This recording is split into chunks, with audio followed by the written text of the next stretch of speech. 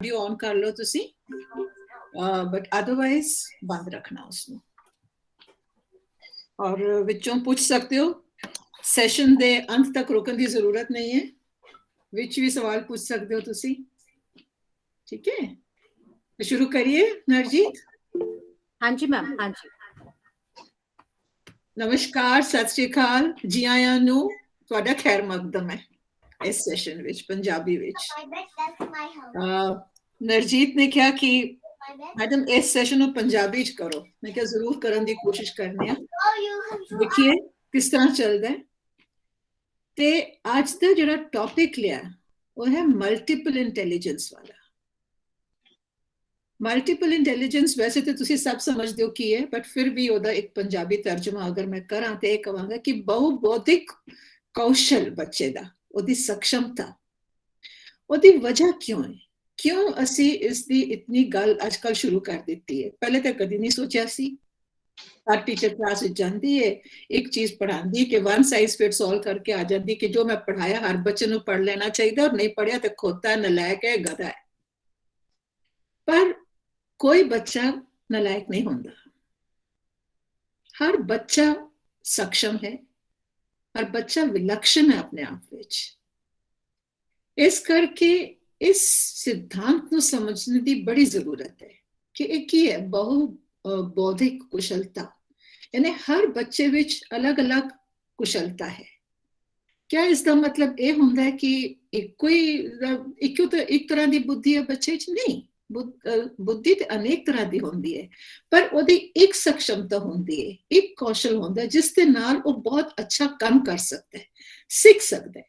और ये बहुत जरूरी है कि टीचर्स ਨੂੰ ਜਿਹੜੇ ਅਸੀਂ ਕਲਾਸ ਵਿੱਚ ਜਾ ਕੇ ਬੱਚਿਆਂ ਨਾਲ ਡੀਲ ਕਰਨੇ ਆ, ਸਪੈਸ਼ਲੀ ਜਿਹੜੇ ਪ੍ਰਾਇਮਰੀ ਪੜ੍ਹਾ ਰਹੇ ਨੇ, ਉਸ ਵਕਤ ਤੇ ਖਾਸ ਕਰਕੇ ਇਹ ਦੇਖਣ ਦੀ ਜ਼ਰੂਰਤ ਹੈ ਕਿ ਇਹ ਬੱਚਾ ਕਿਸ ਤਰੀਕੇ ਦੇ ਨਾਲ ਸਿੱਖ ਸਕਦਾ ਹੈ।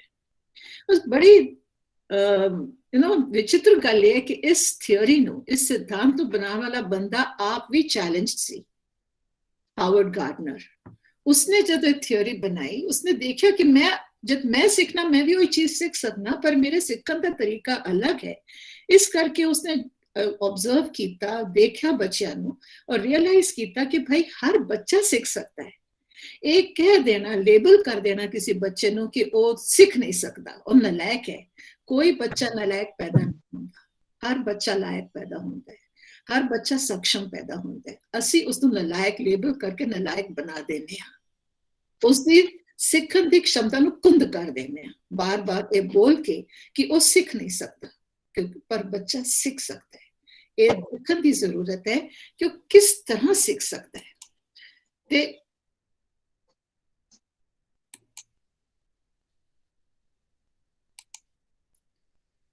मैं अपना स्क्रीन शेयर करांगी तुहाडे नाल, एक मिनट।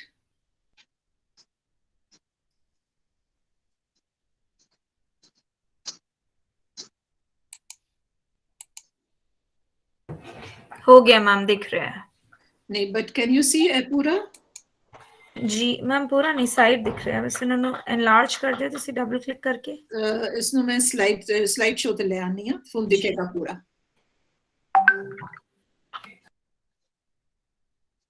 दिख रहा हूं पूरा? जी मैम। हाँ जी।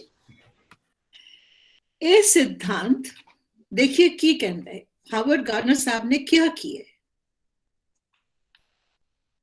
वो कहते ने कि हर मनुख की बौद्धिक क्षमता अलग अलग है,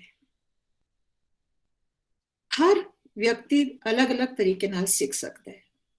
किसी ने भी ये कह देना कि ये सीख नहीं सकता, यदि काबिलियत नहीं है, ये गलत है, क्योंकि हर बच्चा विलक्षण है, हर बच्चा बहुत काबिल है।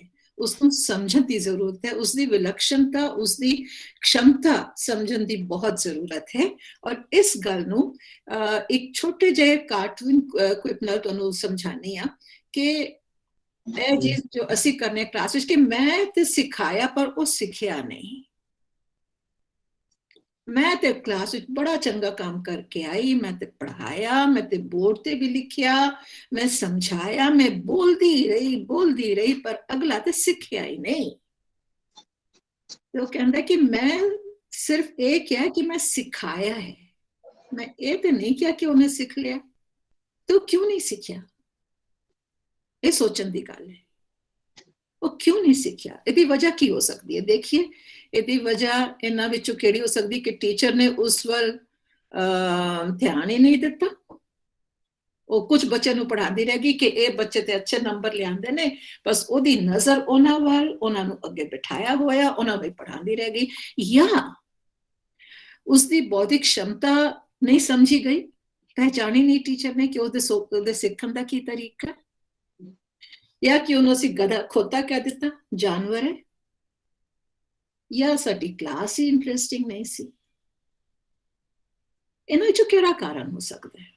ਮੇਰੇ ਖਿਆਲ ਵਿੱਚ ਕੁਝ ਹੱਦ ਤੱਕ ਹਰ ਕਾਰਨ ਹੁੰਦੇ ਨੇ, ਪਰ ਅੱਜ ਅਸੀਂ ਜਿਸ ਕਾਰਨ ਨੂੰ ਦੇਖਣਾ ਹੈ ਕਿ ਅਸੀਂ ਇਹ ਦੂਸਰਾ ਕਾਰਨ ਦੇਖਣਾ ਹੈ ਕਿ ਉਸਦੀ ਬੌਧਿਕ क्षमता ਨੂੰ क्यों नहीं पहचाने ਅਸੀਂ।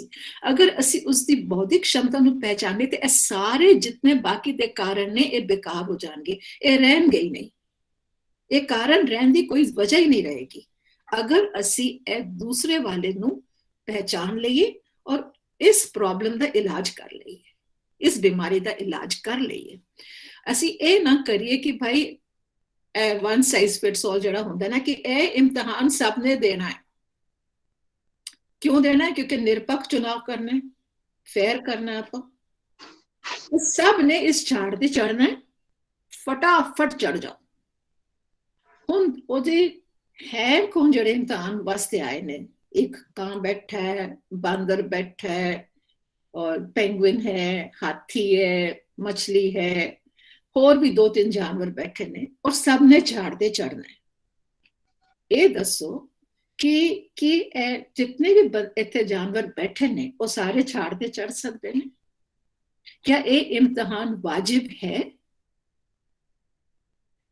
तो वो कहता जी निरपक्ष चुनाव लई। अच्छा निरपक्ष, ਇਹ तो बड़ी हैरानी की गल है। यह किवें हो सकता है? यह निरपक्ष किवें हो सकता है? दूजा कहता है बड़ा जड़ा ट्रेडिशनल मास्टर है, जड़ा चेंज नहीं लेना चाहता, वो कहता क्यों नहीं हो सकता? मैं हमेशा होंदा आया है, ये दसेगा कौन पास है कौन फेल है। पर असल जिंदगी विच कोई बच्चा फेल नहीं होंदा, असी उसनू पहचानते नहीं। और इस वास्ते हावर्ड गार्डनर ने कहा कि 8 प्रकार की कौशल होंदे ने बच्चे विच, 8 प्रकार की सक्षमता होंदी है। एक होंदी है तार्किक, लॉजिक, गणित वाली, वो गणित भी अच्छा करता है, लॉजिक करता है, हर कोई भी समस्या होते हर पहलू ते विचार करता है, बड़ा लॉजिकली सोचता है, तरीके वार उसनु सोचता है और फिर करता है। एक वो बच्चे तुसी देखोगे साइंस बड़ी अच्छी कर लेंगे, जितने भी सवाल होंगे गिनती वाले मैथ्स वगैरह ਉਹਦੇ ਵਿੱਚ बड़े होशियार होंगे। कोई तुसी ਉਹਨਾਂ ਨਾਲ डिबेट करनी है, कोई वाद विवाद करना है, बहुत अच्छा करेंगे। दूसरे होंगे ने भाषागत वाले, जिन्हां दी लैंग्वेज बड़ी स्ट्रॉन्ग होती है, वो लिखते अच्छा ने, वो पढ़न विच बड़े होशियार ने, जो पढ़ते ने समझन नूं उन्हां नूं तकलीफ नहीं होंदी, लिखते बड़ा अच्छा ने, बोलते बड़ा अच्छा ने, क्योंकि उन्हां दा भाषा दे उत्ते कमांड होंदा है। फिर होंदा है फिजिकल बॉडी स्मार्ट, जिन्हें कहते शरीर गति वाला।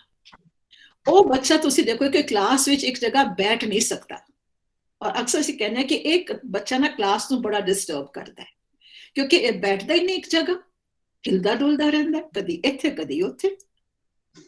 असीं समझ नहीं पाते कि इस बच्चे की जो मानसिक कुशलता है, जो बौद्धिक कुशलता है, वो अलग तरह की है। उन्होंने असीं फिजिकल काम देने की बहुत जरूर है, ऐसा काम दईए जिहड़ा जिहदे च उहदा पूरा शरीर इन्वॉल्व हो जाए। फिर हुंदा दैशिक, जिहड़ा देख के करदा है, विजुअल स्पेशियल। ਇਹੋ ਜਿਹੇ ਬੱਚੇ ਡਰਾਇੰਗ ਬੜੀ ਸੋਹਣੀ ਕਰਨਗੇ, ਤੁਸੀਂ ਉਹਨਾਂ ਨੂੰ ਕੁਝ ਬੋਲੋਗੇ ਬਣਾਉਣ ਵਾਸਤੇ, ਤੁਸੀਂ ਡਿਸਕ੍ਰਾਈਬ ਕਰ ਰਹੇ ਹੋ ਸ਼ਬਦਾਂ ਵਿੱਚ, ਉਹ ਤੁਹਾਨੂੰ ਡਰਾ ਕਰਕੇ ਦਿਖਾ ਦੇਣਗੇ। ਤੁਸੀਂ ਕੋਈ ਕਹਾਣੀ ਪੜ੍ਹ ਰਹੇ ਹੋ, ਕਹੋ ਜੀ ਤੁਸੀਂ ਇਹਦਾ ਵਿਜ਼ੂਅਲ ਬਣਾ ਕੇ ਦਿਖਾਓ, ਉਹ ਉਹਦੀ ਬੜੀ ਅੱਛੀ ਪੇਂਟਿੰਗ ਬਣਾ ਕੇ ਦਿਖਾ ਦੇਣਗੇ ਤੁਹਾਨੂੰ। ਦੂਜੇ ਹੁੰਦੇ ਨੇ ਜਿਹੜੇ ਪੜ੍ਹਦੇ ਵਕਤ ਵੀ ਟਕ ਟਕ ਟਕ ਟਕ ਟਕ ਟਕ ਟਕ ਟਕ ਟਕ ਟਕ ਟਕ ਟਕ ਕਰਦੇ ਰਹਿਣਗੇ, ਕਿਉਂਕਿ ਉਹਨਾਂ ਦੇ ਨਾ ਮਿਊਜ਼ੀਕਲ ਐਬਿਲਿਟੀ ਬੜੀ ਹੁੰਦੀ ਹੈ, ਸੰਗੀਤ। ਅਸੀਂ ਕਹਿੰਦੇ ਇਹ ਵੀ ਡਿਸਟਰਬ ਕਰਦਾ ਕਲਾਸ ਵਿੱਚ, ਅਸੀਂ ਇਹ ਨਹੀਂ ਸਮਝਦੇ ਕਿ ਉਹਦੇ ਪੜ੍ਹਨ ਦਾ ਤਰੀਕਾ ਇਹ ਹੈ, ਉਹ ਹਰ ਚੀਜ਼ ਨੂੰ ਲੈਬੱਧ ਕਰਕੇ ਪੜ੍ਹ ਰਿਹਾ ਹੈ। ਉਹ ਜੋ ਵੀ ਪੜ੍ਹ ਰਿਹਾ ਹੈ ਉਹਦੇ ਅੰਦਰ ਉਸਦੀ ਲੈ ਚੱਲ ਰਹੀ ਹੈ, ਇੱਕ ਮਿਊਜ਼ੀਕਲ ਉਹਦੇ ਨਾਲ ਚੱਲ ਰਿਹਾ ਹਰ ਸ਼ਬਦ ਦੇ ਨਾਲ, ਔਰ ਇਸ ਤਰੀਕੇ ਦੇ ਨਾਲ ਉਹ ਬਹੁਤ ਅੱਛਾ ਪੜ੍ਹਦਾ ਹੈ। ਫਿਰ ਹੁੰਦੇ ਨੇ ਬਾਈਮੁਖੀ, ਇਹ ਬੱਚੇ ਹੁੰਦੇ ਨੇ ਜਿਹੜੇ ਬੜੇ ਟੀਮ ਵਰਕਰ ਹੁੰਦੇ ਨੇ, ਜਿਨ੍ਹਾਂ ਨੂੰ ਬਸ ਲੋਕਾਂ ਦੇ ਨਾਲ ਰਹਿੰਦੇ ਨੇ। ਤੁਸੀਂ ਕਹੋ ਕਿਸੇ ਦੀ ਮਦਦ ਕਰਦੇ, ਆਪਣੇ ਸਹਿਪਾਠੀਆਂ ਨੂੰ ਪੜ੍ਹਾ ਦੇਣਗੇ, ਕਿਸੇ ਦੀ ਮਦਦ ਕਰ ਦੇਣਗੇ, ਇਹ ਟੀਮ ਵਰਕ ਬੜਾ ਅੱਛਾ ਕਰਦੇ ਨੇ। ਫਿਰ ਹੁੰਦੇ ਨੇ ਜਿਹੜੇ ਅੰਤਰਮੁਖੀ ਹੁੰਦੇ ਨੇ, ਉਹ ਕਿਸੇ ਨਾਲ ਵੀ, ਉਹ ਵੱਖਰਾ ਬੱਚਾ ਬੈਠਾ ਰਹਿੰਦਾ ਹੈ, ਉਹ ਆਪਣੇ ਵਿੱਚ ਵਿਲੀਨ ਰਹਿੰਦਾ ਹੈ, ਆਪਣੇ ਆਪ ਸੋਚਦਾ ਰਹਿੰਦਾ ਹੈ। ਇਹ ਬੱਚਾ ਕੱਲਿਆਂ ਕੰਮ ਕਰਦਾ ਹੈ। ਇਹਨੂੰ ਤੁਸੀਂ ਟੀਮ ਵਰਕਰ ਕਿੰਨਾ ਵੀ ਕੋਸ਼ਿਸ਼ ਕਰੋ, ਜ਼ਿਆਦਾ ਨਹੀਂ ਬਣਾ ਪਾਓਗੇ, ਕੁਝ ਹੱਦ ਤੱਕ ਹੀ ਕਰ ਪਾਓਗੇ। ਫਿਰ ਦੂਸਰੇ ਹੁੰਦੇ ਨੇ ਜਿਹੜੇ ਪ੍ਰਕਿਰਤੀ ਦੇ ਨਾਲ ਬੜਾ ਪਿਆਰ ਕਰਦੇ ਨੇ, ਉਹਨਾਂ ਨੂੰ ਬਾਹਰ ਨੇਚਰ ਵਿੱਚ ਬੜਾ ਖੁਸ਼ੀ ਹੁੰਦੀ, ਉਹਨਾਂ ਕੋਲੋਂ ਤੁਸੀਂ ਫੀਲਡ ਵਰਕ ਕਰਾ ਲਓ, ਬਾਹਰ ਲੈ ਜਾਓ, ਉਹਨਾਂ ਨੂੰ ਦਿਖਾਓ, ਜਾਂ ਉਹਨਾਂ ਨੂੰ ਕੋਈ ਐਸਾ ਕੰਮ ਦਿਓ ਆਪਣੇ ਟੈਕਸਟ ਦੇ ਹਿਸਾਬ ਨਾਲ ਜਿਹਦੇ ਵਿੱਚ ਉਹਨਾਂ ਨੂੰ ਥੋੜਾ ਜਿਹਾ ਪ੍ਰਕਿਰਤੀ ਦੇ ਨਾਲ ਸੰਬੰਧ ਬਣਾਉਣਾ ਪਏ, ਉਹ ਬੜਾ ਅੱਛਾ ਕੰਮ ਕਰ ਲੈਣਗੇ। ਤੇ ਇਸ ਕਰਕੇ 8 ਬੁੱਧੀਆਂ ਨੂੰ ਪਹਿਚਾਨਣੇ ਦੀ ਬਹੁਤ ਜ਼ਰੂਰਤ ਹੈ। ਇਹ ਤੇ ਮੈਂ ਕਹਿ ਦਿੱਤਾ ਬੜੀ ਜ਼ਰੂਰਤ ਹੈ, ਪਰ ਇਹਦੇ ਨਾਲ ਇੱਕ ਪ੍ਰੋਬਲਮ ਹੈ ਨਾ, ਟੀਚਰ ਬੜੀ ਦੁਵਿਧਾ ਵਿੱਚ ਆ ਜਾਂਦੀ ਹੈ ਕਿ ਮੈਂ ਕਰਾਂ ਕਿਸ ਤਰ੍ਹਾਂ। ਦੁਵਿਧਾ ਉਹਦੀ ਹੋ ਜਾਂਦੀ ਹੈ ਕਿ ਡਿਲੇਮਾ ਹੈ, ਕਿਸ ਤਰ੍ਹਾਂ ਕਰਾਂ ਮੈਂ ਇਸ ਕੰਮ ਨੂੰ।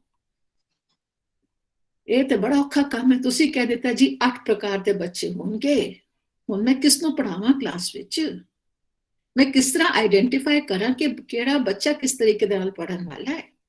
ਤੇ ਉਹਦਾ ਸਭ ਤੋਂ ਪਹਿਲਾ ਜਵਾਬ ਇਹ ਹੈ ਕਿ ਤੁਸੀਂ ਉਸਨੂੰ ਆਬਜ਼ਰਵ ਕਰੋ, ਉਹਨੂੰ ਨਿਰਖੋ, ਉਹਨੂੰ ਅੱਛੀ ਤਰ੍ਹਾਂ ਆਬਜ਼ਰਵ ਕਰੋ, ਔਰ ਇਹ ਕਿਸ ਸਟੇਜ ਤੇ ਡਿਸਟਰਬ ਕਰਨਾ ਹੁੰਦਾ ਹੈ, ਇਹਨੂੰ ਕਦ ਆਬਜ਼ਰਵ ਕਰਨਾ ਹੈ, ਕਦ ਆਬਜ਼ਰਵ ਕਰੀਏ ਇਸਨੂੰ। ਐਕਚੁਅਲੀ ਜਿਸਲੇ ਤੁਹਾਡੇ ਕੋਲ ਬੱਚਾ ਪਹਿਲੀ ਵਾਰੀ ਆਉਂਦਾ ਹੈ ਪ੍ਰਾਇਮਰੀ ਵਿੱਚ, ਉਸ ਵਕਤ ਆਬਜ਼ਰਵੇਸ਼ਨ ਸ਼ੁਰੂ ਹੋਣੀ ਚਾਹੀਦੀ ਹੈ। ਉਸਦਾ ਇੱਕ ਪੋਰਟਫੋਲੀਓ ਬਣਾਉਣਾ ਤੁਸੀਂ, ਅੱਜ ਕੱਲ ਤੇ ਪੋਰਟਫੋਲੀਓ ਦੀ ਬੜੀ ਗੱਲ ਹੋ ਰਹੀ ਹੈ ਐਨਈਪੀ ਵਿੱਚ, CC1 ਵੀ ਹੋਈ ਵਕਤ ਵੀ ਹੋਈ ਸੀ, ਅੱਜ ਕੱਲ ਵੀ ਹੋ ਰਹੀ ਹੈ। ਤੇ ਇਹ ਪੋਰਟਫੋਲੀਓ ਜਿਹੜਾ ਤੁਸੀਂ ਬਣਾਓਗੇ ਉਸ ਵਕਤ, ਉਸ ਬੱਚੇ ਦੇ ਨਾਲ 12ਵੀਂ ਤੱਕ ਜਾਏਗਾ ਉਹਦੇ ਨਾਲ। ਹਰ ਸਾਲ ਉਹਦੇ ਵਿੱਚ ਉਸ ਕਲਾਸ ਦੀ ਟੀਚਰ, ਜਿਸ ਕਲਾਸ ਵਿੱਚ ਉਹ ਬੱਚਾ ਜਾਏਗਾ, ਉਹ ਆਪਣੇ ਆਬਜ਼ਰਵੇਸ਼ਨ ਉਹਦੇ ਵਿੱਚ ਲਿਖੇਗੀ ਕਿ ਇਸ ਬੱਚੇ ਦੀ ਇਹ ਕਾਬਲੀਅਤ ਨਜ਼ਰ ਆ ਰਹੀ ਹੈ। ਇਸ ਤਰ੍ਹਾਂ ਉਸ ਬੱਚੇ ਦਾ ਇੱਕ ਪੂਰਾ ਖਾਕਾ ਖਿੱਚ ਜਾਏਗਾ और समझ आ जाएगा कि ये बच्चे दी विलक्षण प्रतिभा की है। इस करके इस क्यों दा सवाल ये है कि इस करके तुसी इसनु ऑब्जर्व करना है और कद करना है, शुरू तो करना है। सवाल ये उठता है कि मैं ते कह दिता कि प्राइमरी प्री प्राइमरी तो शुरू कर लो, पर हुण अगर असी अज इस ते गल कर रहे हैं तो सीनियर बच्चियां दा की करिए, ਉਹਨਾਂ ਨੂੰ ਕਿਸ ਤਰ੍ਹਾਂ ਉਹਦੀ ਆਈਡੈਂਟੀਫਾਈ ਕਰੀਏ, ਇਸ ਸਵਾਲ ਦਾ ਜਵਾਬ ਮੈਂ ਆਖਿਰ ਵਿੱਚ ਦੇਵਾਂਗੀ। ਤੇ ਕਿਸ ਤਰ੍ਹਾਂ ਉਹ ਮੈਂ ਦੱਸਿਆ ਤੁਹਾਨੂੰ ਕਿਸ ਤਰ੍ਹਾਂ ਕਰਨਾ। ਮੈਂ ਇਹ ਪੂਰੀ ਸਿਧਾਂਤ ਨੂੰ ਸਮਝਾਉਣ ਵਾਸਤੇ ਇੱਕ ਕਹਾਣੀ ਲੈ ਰਹੀ ਹਾਂ ਪ੍ਰਾਇਮਰੀ ਦੀ। ਉਸ ਕਹਾਣੀ ਦੇ ਜ਼ਰੀਏ ਮੈਂ ਤੁਹਾਨੂੰ ਸਮਝਾਵਾਂਗੀ, ਐਟਲੀਸਟ ਕੋਸ਼ਿਸ਼ ਕਰਾਂਗੀ ਸਮਝਾਉਣ ਦੀ, ਔਰ ਦੱਸਾਂਗੀ ਕਿ ਕੀ ਕਰੋਗੇ ਉਸ ਕਹਾਣੀ ਦੇ ਨਾਲ ਤਾਂ ਕਿ ਹਰ ਵਿਲੱਖਣ ਬੁੱਧੀ ਦੇ ਤੁਸੀਂ ਪ੍ਰੋਵਾਈਡ ਕਰ ਸਕੋ, ਉਹਦੇ ਵਾਸਤੇ ਤੁਸੀਂ ਕੁਝ ਕਰ ਸਕੋ। ਚਲੋ ਜੀ, ਕਹਾਣੀ ਤੇ ਬੜੀ ਆਰਡੀਨਰੀ ਹੈ, ਤੁਸੀਂ ਆਮ ਸੁਣੀ ਹੋਈ ਹੈ। ਉਹ ਹੈ ਸ਼ੇਰ ਔਰ ਖਰਗੋਸ਼ ਦੀ ਕਹਾਣੀ। ਚਲਾਕ ਖਰਗੋਸ਼ ਤੇ ਬੁੱਢਾ ਵਿਚਾਰਾ ਮਤ ਮਾਰਿਆ ਸਠਿਆਇਆ ਹੋਇਆ ਸ਼ੇਰ। ਇਹਦੀ ਮੈਂ ਪਿਕਚਰਸ ਅਲੱਗ-ਅਲੱਗ ਰੱਖ ਦਿੱਤੀਆਂ ਨੇ, ਸਿਲਸਿਲੇਵਾਰ ਨਹੀਂ ਲਗਾਈਆਂ ਹੈ। ਪ੍ਰਾਇਮਰੀ ਕਲਾਸ ਵਿੱਚ ਬਸ ਇਤਨੀ ਕਹਾਣੀ ਰੱਖੀ ਹੈ।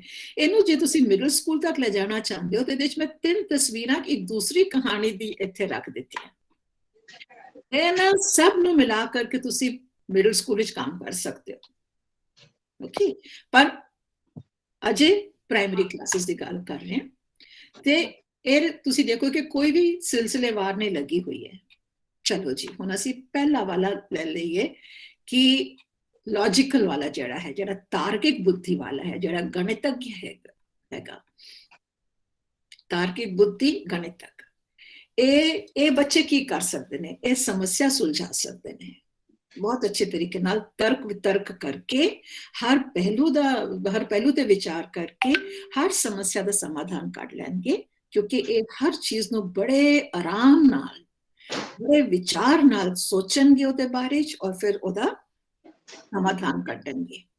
ਇਹ ਬੱਚੇ ਆਲੋਚਨਾਤਮਕ क्षमता रखते हैं, क्रिटिकल एनालिसिस कर सकते हैं हर चीज का, टाइम ते समस्या सुलझाएंगे। जब ए नहीं करेंगे तो ए भी नहीं होगा, जे ए क्षमता नहीं होएगी तो समस्या भी नहीं सुलझेगी। तो ये ना दा रिलेशनशिप हैगा, ये संबंधित ने एक दूसरे के नाल।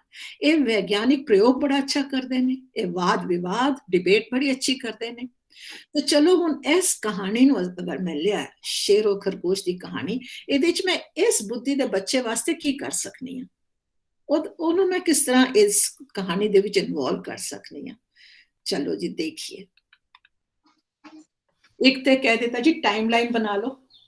ऐसी कहानी सुना दी थी बच्चों को, पहले कहानी सुना दी थी, और उस पिक्चर्स दिखाने तो पहले, तस्वीरें दिखाने तो पहले कहानी उन्होंने दिखा दी थी, सुना के असी कहता टाइमलाइन बनाओ जी, इस तरह टाइमलाइन बनाओ कि पहले की होया, दूसरा तो सिलसिलेवार तुसी ओदी पॉइंट्स लिखते हो कि की होया। फिर दूसरा तो एक होर तुसी कर सकते हो, ये सारे करन दी जरूरत नहीं है, तुसी अपनी चॉइस कर सकते हो की करना है। कि ये तस्वीरां रखियां ने, कहानी ऐसी सुना दी है, इन्हां नूं सिलसिलेवार लगाओ। ये तुसी री टीचिंग एक्टिविटी भी कर सकते हो, बिना कहानी सुनाए भी उन्हां नूं दे सकते हो कि उन्हां दी लॉजिक तुसी देखो कित्थे हो, किस तरीके दे नाल उस उन्हां तस्वीरां नूं सिलसिलेवार लगाणगे। इन्हें कहानी सुनाने तो बाद करन दा एक दूसरा फायदा है कि कितनी वो कहानी समझ सके ने। तो दोनों तरीके दे नाल काम चलता है, तस्वीरां नूं सिलसिलेवार लगाना। ते वाद विवाद तुसी एक टॉपिक दे दिता जी कि बुढ़े शेर राजा लई भोजन प्रबंध करना या ओदा भोजन बनना जानवरां दा फर्ज है। वाद विवाद हुण डिबेट दा टॉपिक, असीं डिबेट विच कदी भी क्वेश्चन नहीं देंदे ना, स्टेटमेंट देने आ।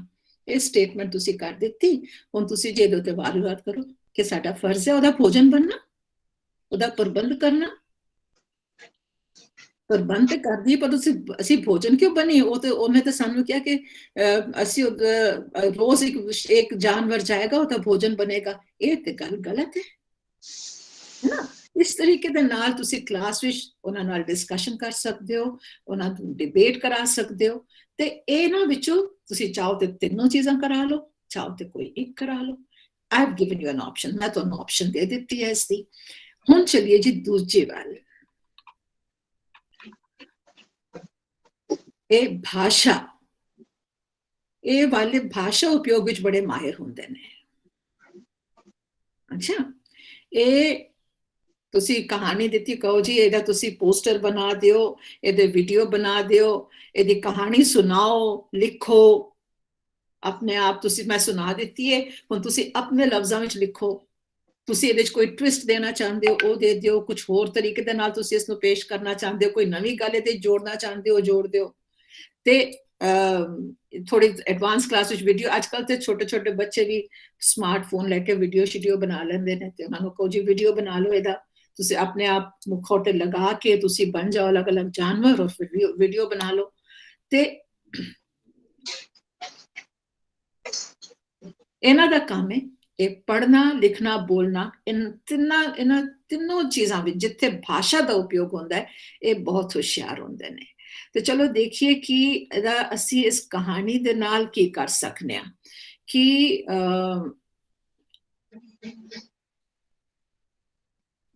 ਇਹ ਜੀ ਅਸੀਂ ਬਿਨਾਂ ਕਹਾਣੀ ਸੁਣਾਏ ਇਹ ਪਿਕਚਰ ਉਹਨਾਂ ਨੂੰ ਦਿਖਾ ਦਿੱਤੀ, ਔਰ ਕਿਹਾ ਕਿ ਇਸ ਤਸਵੀਰ ਦੇ ਉੱਤੇ ਤੁਸੀਂ ਇਸ ਨੂੰ ਮੱਦੇ ਨਜ਼ਰ ਰੱਖ ਕੇ ਕਹਾਣੀ ਲਿਖੋ। ਤੁਹਾਨੂੰ ਕੀ ਸਮਝ ਆਉਂਦਾ, ਤੁਸੀਂ ਇਹਦੀ ਕੀ ਕਹਾਣੀ ਬਣਾ ਸਕਦੇ ਹੋ?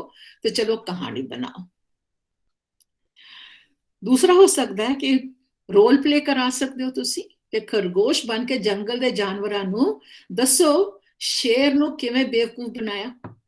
ਰੋਲ ਪਲੇ ਦੱਸ ਰਿਹਾ ਕਿ ਮੈਂ ਤੇ ਇਹ ਕੀਤਾ, ਮੈਂ ਤੇ ਰਸਤੇ ਵਿੱਚ ਰੁਕ ਗਿਆ, ਮੈਂ ਕਿਉਂ ਟਾਈਮ ਨਾਲ ਜਾਵਾਂ, ਮੈਂ ਆਰਾਮ ਨਾਲ ਗਿਆ, ਤੇ ਸ਼ੇਰ ਤੇ ਭੁੱਖਾ ਸ਼ੇਰ ਇੰਨਾ ਨਾਰਾਜ਼ ਹੋਇਆ, ਇੰਨਾ ਜ਼ੋਰ ਦਾ ਮੇਰੇ ਤੇ ਬੋਲਿਆ। ਮੈਂ ਨਹੀਂ ਡਰਿਆ, ਮੈਂ ਤੇ ਬਿਲਕੁਲ ਵੀ ਨਹੀਂ ਡਰਿਆ।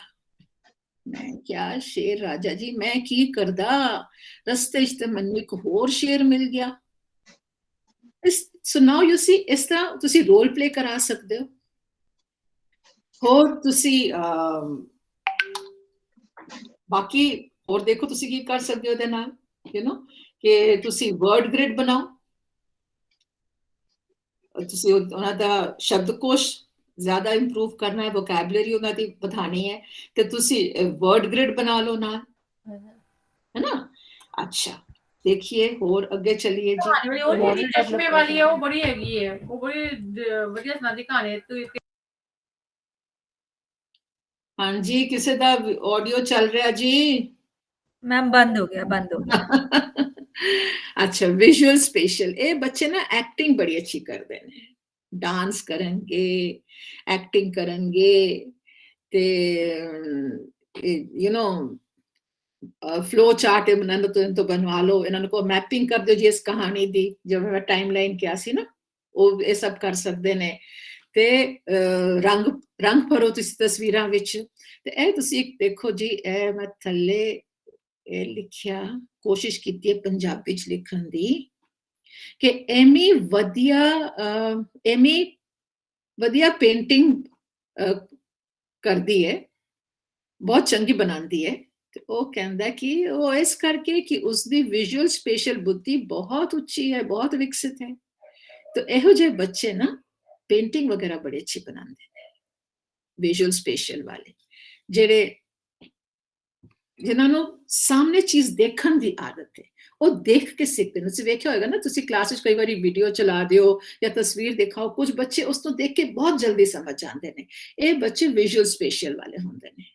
ਅੱਛਾ ਹੁਣ ਅਸੀਂ ਇਸ ਕਹਾਣੀ ਨੂੰ ਕਿਸ ਤਰ੍ਹਾਂ ਕਰੀਏ ਵਿਜ਼ੂਅਲ ਸਪੇਸ਼ਲ ਵਿੱਚ, ਤੇ ਉਹਨਾਂ ਨੂੰ ਕਹੋ ਜੀ ਕਿ ਇਹ ਕਹਾਣੀ ਮੈਂ ਕਹਿ ਰਹੀ ਹਾਂ, ਤੁਸੀਂ ਇਹਦੀ ਤਸਵੀਰ ਬਣਾਓ। ਤੁਸੀਂ ਤਸਵੀਰਾਂ ਨਹੀਂ ਦਿਖਾਈਆਂ, ਤੁਸੀਂ ਇਹਦੀ ਪਿਕਚਰਸ ਬਣਾਓ, ਇਹਦੇ ਪੋਸਟਰ ਬਣਾਓ। ਤੁਸੀਂ ਅਗਰ ਇਹਦਾ ਨਾਟਕ ਕਰਨ ਜਾ ਰਹੇ ਹੋ ਤਾਂ ਪੋਸਟਰ ਬਣਾਓ।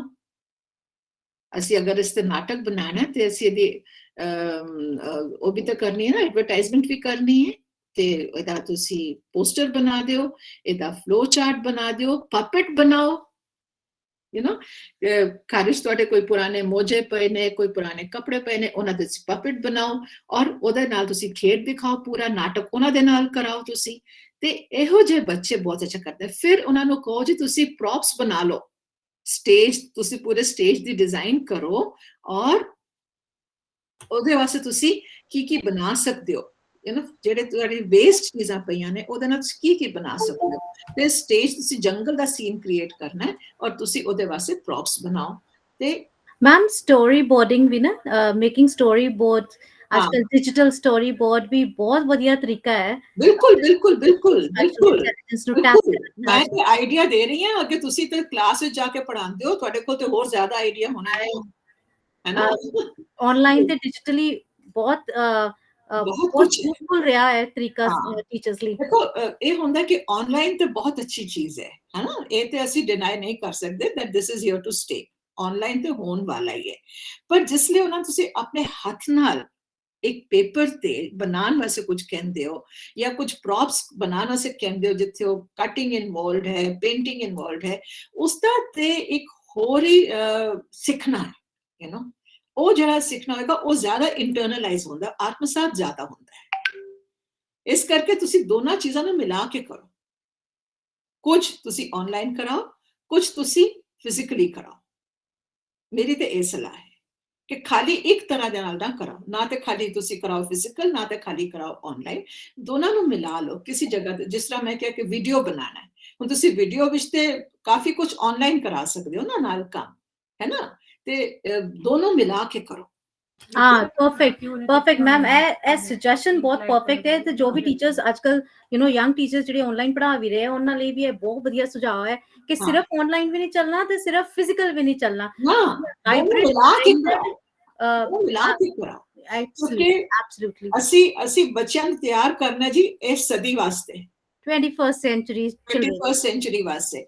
ਔਰ ਤੁਸੀਂ ਇਹ ਦੇਖੋ ਪਿਛਲੇ 10 ਸਾਲਾਂ ਦੇ ਵਿੱਚ ਕਿੰਨਾ ਬਦਲਾਅ ਆਇਆ ਹੈ, कितना ज्यादा ਜਿਹੜੇ ਜੌਬ 10 ਸਾਲ ਪਹਿਲੇ ਨਵੇਂ ਲੱਗਦੇ ਸੀ ਅੱਜ ਉਹ ਲੱਗਦੇ ਨੇ ਕਿ ਸ਼ਾਇਦ ਉਹ ਪੁਰਾਤਨ ਕਾਲ ਦੇ ਹੈਗੇ ਨੇ, ਇਤਨੇ ਪੁਰਾਣੇ ਹੋ ਗਏ ਨੇ। ਹਰ 6 ਮਹੀਨਿਆਂ ਵਿੱਚ ਤੇ ਚੇਂਜ ਹੋ ਰਿਹਾ। ਤੁਸੀਂ ਬੱਚਿਆਂ ਨੂੰ ਅਡੈਪਟ ਕਰਨ ਦਾ ਤਰੀਕਾ ਸਿਖਾਣਾ ਹੈ ਔਰ ਉਹ ਤਰੀਕਾ ਇਹ ਕਿ ਉਹਨਾਂ ਨੂੰ ਕਹੋ ਕਿ ਜੀ ਦੋਨੋਂ ਚੀਜ਼ਾਂ ਤੁਸੀਂ ਰਲ ਮਿਲ ਕੇ ਕਰਾਓ, ਮਿਲ ਜੁਲ ਕੇ ਕਰਾਓ ਤਾਂ ਕਿ ਉਹ ਤਿਆਰ ਰਹਿਣ ਹਰ ਤਰ੍ਹਾਂ ਦੀ ਚੇਂਜ ਵਾਸਤੇ, ਹਰ ਤਰ੍ਹਾਂ ਦੀ ਕੰਡੀਸ਼ਨ ਵਾਸਤੇ। ਜੋ ਵੀ ਉਹਨਾਂ ਦੇ ਸਾਹਮਣੇ ਚੈਲੰਜ ਆਏ ਉਸਨੂੰ ਫੇਸ ਕਰਨ ਵਾਸਤੇ। ਇਹ ਬਹੁਤ ਜ਼ਰੂਰੀ ਹੈ ਔਰ ਇਸ ਵਾਸਤੇ ਮੈਂ ਕਹਾਂਗੀ ਕਿ ਦੋਨਾਂ ਚੀਜ਼ਾਂ ਨੂੰ ਮਿਲਾ ਕੇ ਕਰੋ ਤੁਸੀਂ। ਅੱਛਾ, ਤੇ ਸਟੇਜ ਸੈਟਿੰਗ ਡਿਜ਼ਾਈਨ ਕਰੋ, ਹੈ ਨਾ, ਉਹ ਫਿਰ ਉਹਦੇ ਪ੍ਰੌਪਸ ਬਣਾਓ। ਅੱਛਾ, ਹੋਰ ਚਲਿਏ ਜੀ, ਹੁਣ ਇਹ ਨੇ ਜਿਹੜੇ ਫਿਜ਼ੀਕਲੀ ਰਹਿੰਦੇ ਨੇ, ਇਹ ਤੇ ਤੁਸੀਂ ਦੇਖ ਰਹੇ ਹੋ, ਮੈਂ ਤੁਹਾਨੂੰ ਤਸਵੀਰਾਂ ਦਿਖਾਈਆਂ ਨੇ। ਇਹ ਸਪੋਰਟਸ ਵਿੱਚ ਬੜੇ ਅੱਛੇ ਹੋਣਗੇ, ਐਕਟਿੰਗ ਵਿੱਚ ਹੋਣਗੇ, ਡਾਂਸਿੰਗ ਕਰਨਗੇ, ਇਹ ਕ੍ਰਾਫਟ ਬੜਾ ਅੱਛਾ ਬਣਾਉਣਗੇ ਕਿਉਂਕਿ ਹੱਥਾਂ ਦਾ ਕੰਮ ਹੈ ਨਾ। ਜੋ ਵੀ ਕੰਮ ਹੱਥਾਂ ਨਾਲ ਕਰਨਾ ਹੋਏਗਾ ਉਹਦੇ ਚ ਬੜੇ ਅੱਛੇ ਹੋਣਗੇ। ਔਰ ਕੋਈ ਵੀ ਜਿੱਥੇ ਤੁਸੀਂ ਕੋਈ ਟੂਲਸ ਯੂਜ਼ ਕਰਨੇ ਨੇ, ਜੋ ਬਿਜਲੀ ਦਾ ਕੰਮ ਹੈ, ਟੂਲਸ ਯੂਜ਼ ਕਰਨੇ ਨੇ, ਕਾਰਪੈਂਟਰੀ ਦਾ ਕੰਮ ਹੈ, ਕੁਝ ਕਰਨਾ, ਇਹ ਬੜਾ ਅੱਛਾ ਕੰਮ ਕਰ ਲੈਣਗੇ ਉਹਦੇ ਵਿੱਚ।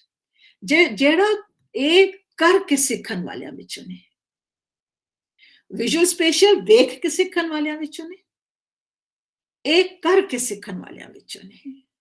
ਭਾਸ਼ਾ ਵਾਲੇ ਸ਼ਾਬਦਿਕ ਉਹਨਾਂ ਦੀ ਕੌਸ਼ਲ ਹੈਗਾ।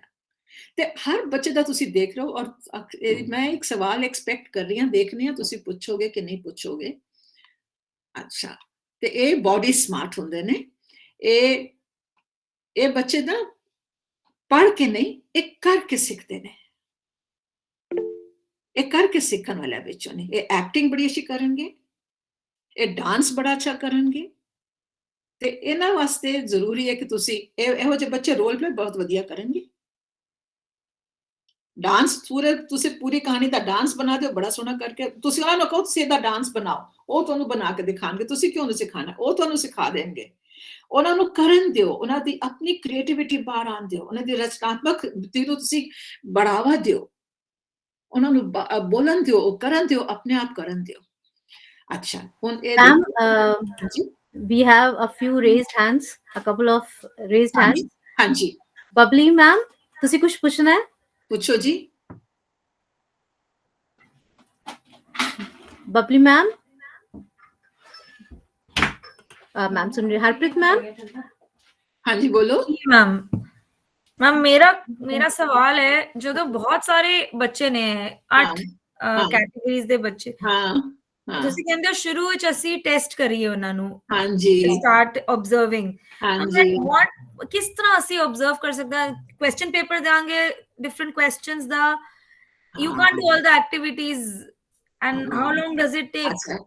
ਤੁਹਾਨੂੰ ਯਾਦ ਹੋਏਗਾ 2 ਮਿੰਟ ਪਹਿਲੇ ਮੈਂ ਕਿਹਾ ਸੀ ਕਿ ਮੈਂ ਇੱਕ ਕੁਐਸਚਨ ਐਕਸਪੈਕਟ ਕਰ ਰਹੀ ਹਾਂ, ਦੇਖਣੀ ਆ ਕੋਈ ਪੁੱਛੇਗਾ ਕਿ ਨਹੀਂ। ਸੋ ਆਈ ਐਮ ਗਲੈਡ ਕਿ ਤੁਸੀਂ ਪੁੱਛਿਆ। ਇਹੀ ਸਵਾਲ ਮੈਂ ਐਕਸਪੈਕਟ ਕਰ ਰਹੀ ਸੀ ਔਰ ਇਸ ਦਾ ਜਵਾਬ ਮੈਂ 8 ਇੰਟੈਲੀਜੈਂਸਸ ਤੋਂ ਬਾਅਦ ਦੇਣੀ ਆ ਤੁਹਾਨੂੰ। ਠੀਕ ਹੈ ਮੈਮ। ਠੀਕ ਹੈ ਜੀ ਮੈਮ। I was expecting, ਮੈਂ ਉਮੀਦ ਕਰ ਰਹੀ ਸੀ ਕਿ ਕੋਈ ਇਹ ਸਵਾਲ ਪੁੱਛੇ ਜ਼ਰੂਰ। ਅੱਛਾ, I am so happy ਕਿ ਤੁਸੀਂ ਪੁੱਛਿਆ। ਅੱਛਾ, ਹੁਣ ਅਸੀਂ ਲੈ ਆਈਏ ਜੀ ਇਸ ਕਹਾਣੀ ਤੇ ਕਿ ਇਹ ਨਾਟਕ ਕਰੋ, ਡਾਂਸ ਕਰੋ, ਜੰਗਲ ਦਰਸਾਉਣ ਲਈ ਪ੍ਰੌਪਸ ਬਣਾਓ। ਤੁਸੀਂ ਦੇਖੋਗੇ ਕਿ ਕਾਫੀ ਐਕਟੀਵਿਟੀਜ਼ ਜਿਹੜੇ ਨੇ ਇਹ ਅਲੱਗ-ਅਲੱਗ ਕੌਸ਼ਲ ਵਿੱਚ ਇੱਕੋ ਜਿਹੀਆਂ ਐਕਟੀਵਿਟੀਜ਼ ਹੋ ਜਾਂਦੀਆਂ ਨੇ। ਕਿਧਰੇ ਨਾ ਕਿਧਰੇ ਸਭ ਇੱਕ ਦੂਜੇ ਦੇ ਨਾਲ ਰਲ ਮਿਲ ਜਾਂਦੇ ਨੇ ਔਰ ਇਹ ਕਿਸ ਤਰ੍ਹਾਂ ਹੁੰਦੇ ਨੇ, ਇਹ ਮੈਂ ਇਸ ਗੱਲ ਨੂੰ ਵੀ ਐਡਰੈਸ ਕਰਾਂਗੀ ਥੋੜੀ ਦੇਰ ਤੋਂ ਬਾਅਦ। ਤੇ ਨਾਓ ਅਸੀਂ ਆਈਏ ਜੀ ਜਿਹੜੇ ਸੰਗੀਤ ਵਾਲੇ ਹੁੰਦੇ ਨੇ, ਜਿਨ੍ਹਾਂ ਦੀ ਸੰਗੀਤਾਤਮਕ ਬੁੱਧੀ ਬਹੁਤ ਜ਼ਿਆਦਾ ਵਿਕਸਿਤ ਹੁੰਦੀ ਹੈ ਔਰ ਉਸ ਤਰੀਕੇ ਦੇ ਨਾਲ ਇਹ ਸਿੱਖਦੇ ਨੇ। ਇਹ ਕਵਿਤਾ ਪਾਠ ਬੜਾ ਅੱਛਾ ਕਰਦੇ ਨੇ। ਤੁਸੀਂ ਇਹਨਾਂ ਨੂੰ ਕਹੋ ਜੀ ਪੂਰੀ ਕਵਿਤਾ ਨੂੰ ਤੁਸੀਂ ਲੈਅਬੱਧ ਕਰ ਲਓ। ਇਹ ਰੈਸੀਟੇਸ਼ਨ ਜਿਸ ਲਈ ਕਰਨਗੇ ਤਾਂ ਬੜੇ ਲੈਅ ਨਾਲ ਕਰਨਗੇ। ਹੁਣ ਹੁੰਦਾ ਨਾ ਅਸੀਂ ਰਾਈਮ ਸਿਖਾਉਂਦੇ ਆ ਬੱਚੇ ਨੂੰ, twinkle twinkle little star how I wonder what you are, ਤੇ ਕਈ ਤਰ੍ਹਾਂ ਬੋਲੇ, ਕਈ ਬੋਲਣਗੇ twinkle twinkle little star how I wonder what you are, ਤੇ ਉਹ ਗਾ ਕੇ ਬੋਲਣਗੇ। ਉਹ ਮਿਊਜ਼ੀਕਲ ਐਬਿਲਿਟੀ ਵਾਲੇ ਬੱਚੇ ਨੇ। ਤੇ ਸੰਗੀਤ ਸੁਣੋ, ਬਣਾਓ ਔਰ ਗਾਓ। ਇਹਨਾਂ ਵਾਸਤੇ ਤੁਹਾਡੇ ਇਨਸਟਰਕਸ਼ਨ ਇਹ ਨੇ ਕਿ ਤੁਸੀਂ ਸੁਣੋ, ਇਹ ਕਵਿਤਾ ਹੈ, ਇਹਨੂੰ ਲੈਅਬੱਧ ਕਰੋ, ਕਵਿਤਾ ਲਿਖੋ, ਉਹਨੂੰ ਲੈਬਤ ਕਰੋ। ਕੋਈ ਵੀ ਤੁਸੀਂ ਰੈਪ ਬਣਾ, ਤੁਸੀਂ ਇਹਦੀ ਕਵਿਤਾ ਬਣਾ ਦਿਓ, ਇਸ ਕਹਾਣੀ ਦੀ ਇਹਦਾ ਰੈਪ ਬਣਾ ਦਿਓ। ਅੱਜ ਕੱਲ ਤਾਂ ਰੈਪ ਬੜਾ ਚੱਲਦਾ ਹੈ ਨਾ, ਯੋ ਕਰਕੇ ਬੱਚੇ ਕਰਦੇ ਨੇ, ਉਹਦਾ ਰੈਪ ਬਣਾਓ, ਹੈ ਨਾ। ਤੇ ਇਹੋ ਜਿਹੇ ਕੰਮ ਤੁਸੀਂ ਇਹਨਾਂ ਬੱਚਿਆਂ ਨੂੰ ਦਿਓਗੇ, ਇਹ ਬੜੇ ਖੁਸ਼ੀ ਨਾਲ ਕਰਨਗੇ। ਔਰ ਤੁਸੀਂ ਦੇਖੋਗੇ, ਤੁਸੀਂ ਇਹਨਾਂ ਨੂੰ ਕਿਹਾ ਕਿ ਤੁਸੀਂ ਰੈਪ ਬਣਾਓ, ਪੂਰੀ ਕਹਾਣੀ ਸਿਲਸਿਲੇਵਾਰ ਉਹਨਾਂ ਦੇ ਰੈਪ ਵਿੱਚ ਆ ਜਾਏਗੀ। ਉਸ ਤੁਹਾਨੂੰ ਸਮਝ ਆਏਗਾ ਕਿ ਸਮਝ ਗਏ ਨੇ। ਇਸ ਵਕਤ ਬਹੁਤ ਜ਼ਰੂਰੀ ਹੈ ਕਿ ਪਹਿਲੇ ਸਮਝਣ। ਲਿਖਣਾ ਤੇ ਬਾਅਦ ਵਿੱਚ ਹੋਏਗਾ, ਉਹ ਹੁੰਦਾ ਹੀ ਰਹੇਗਾ। ਜੇ ਸਮਝ ਗਏ ਤੇ ਲਿਖ ਵੀ ਲੈਣਗੇ।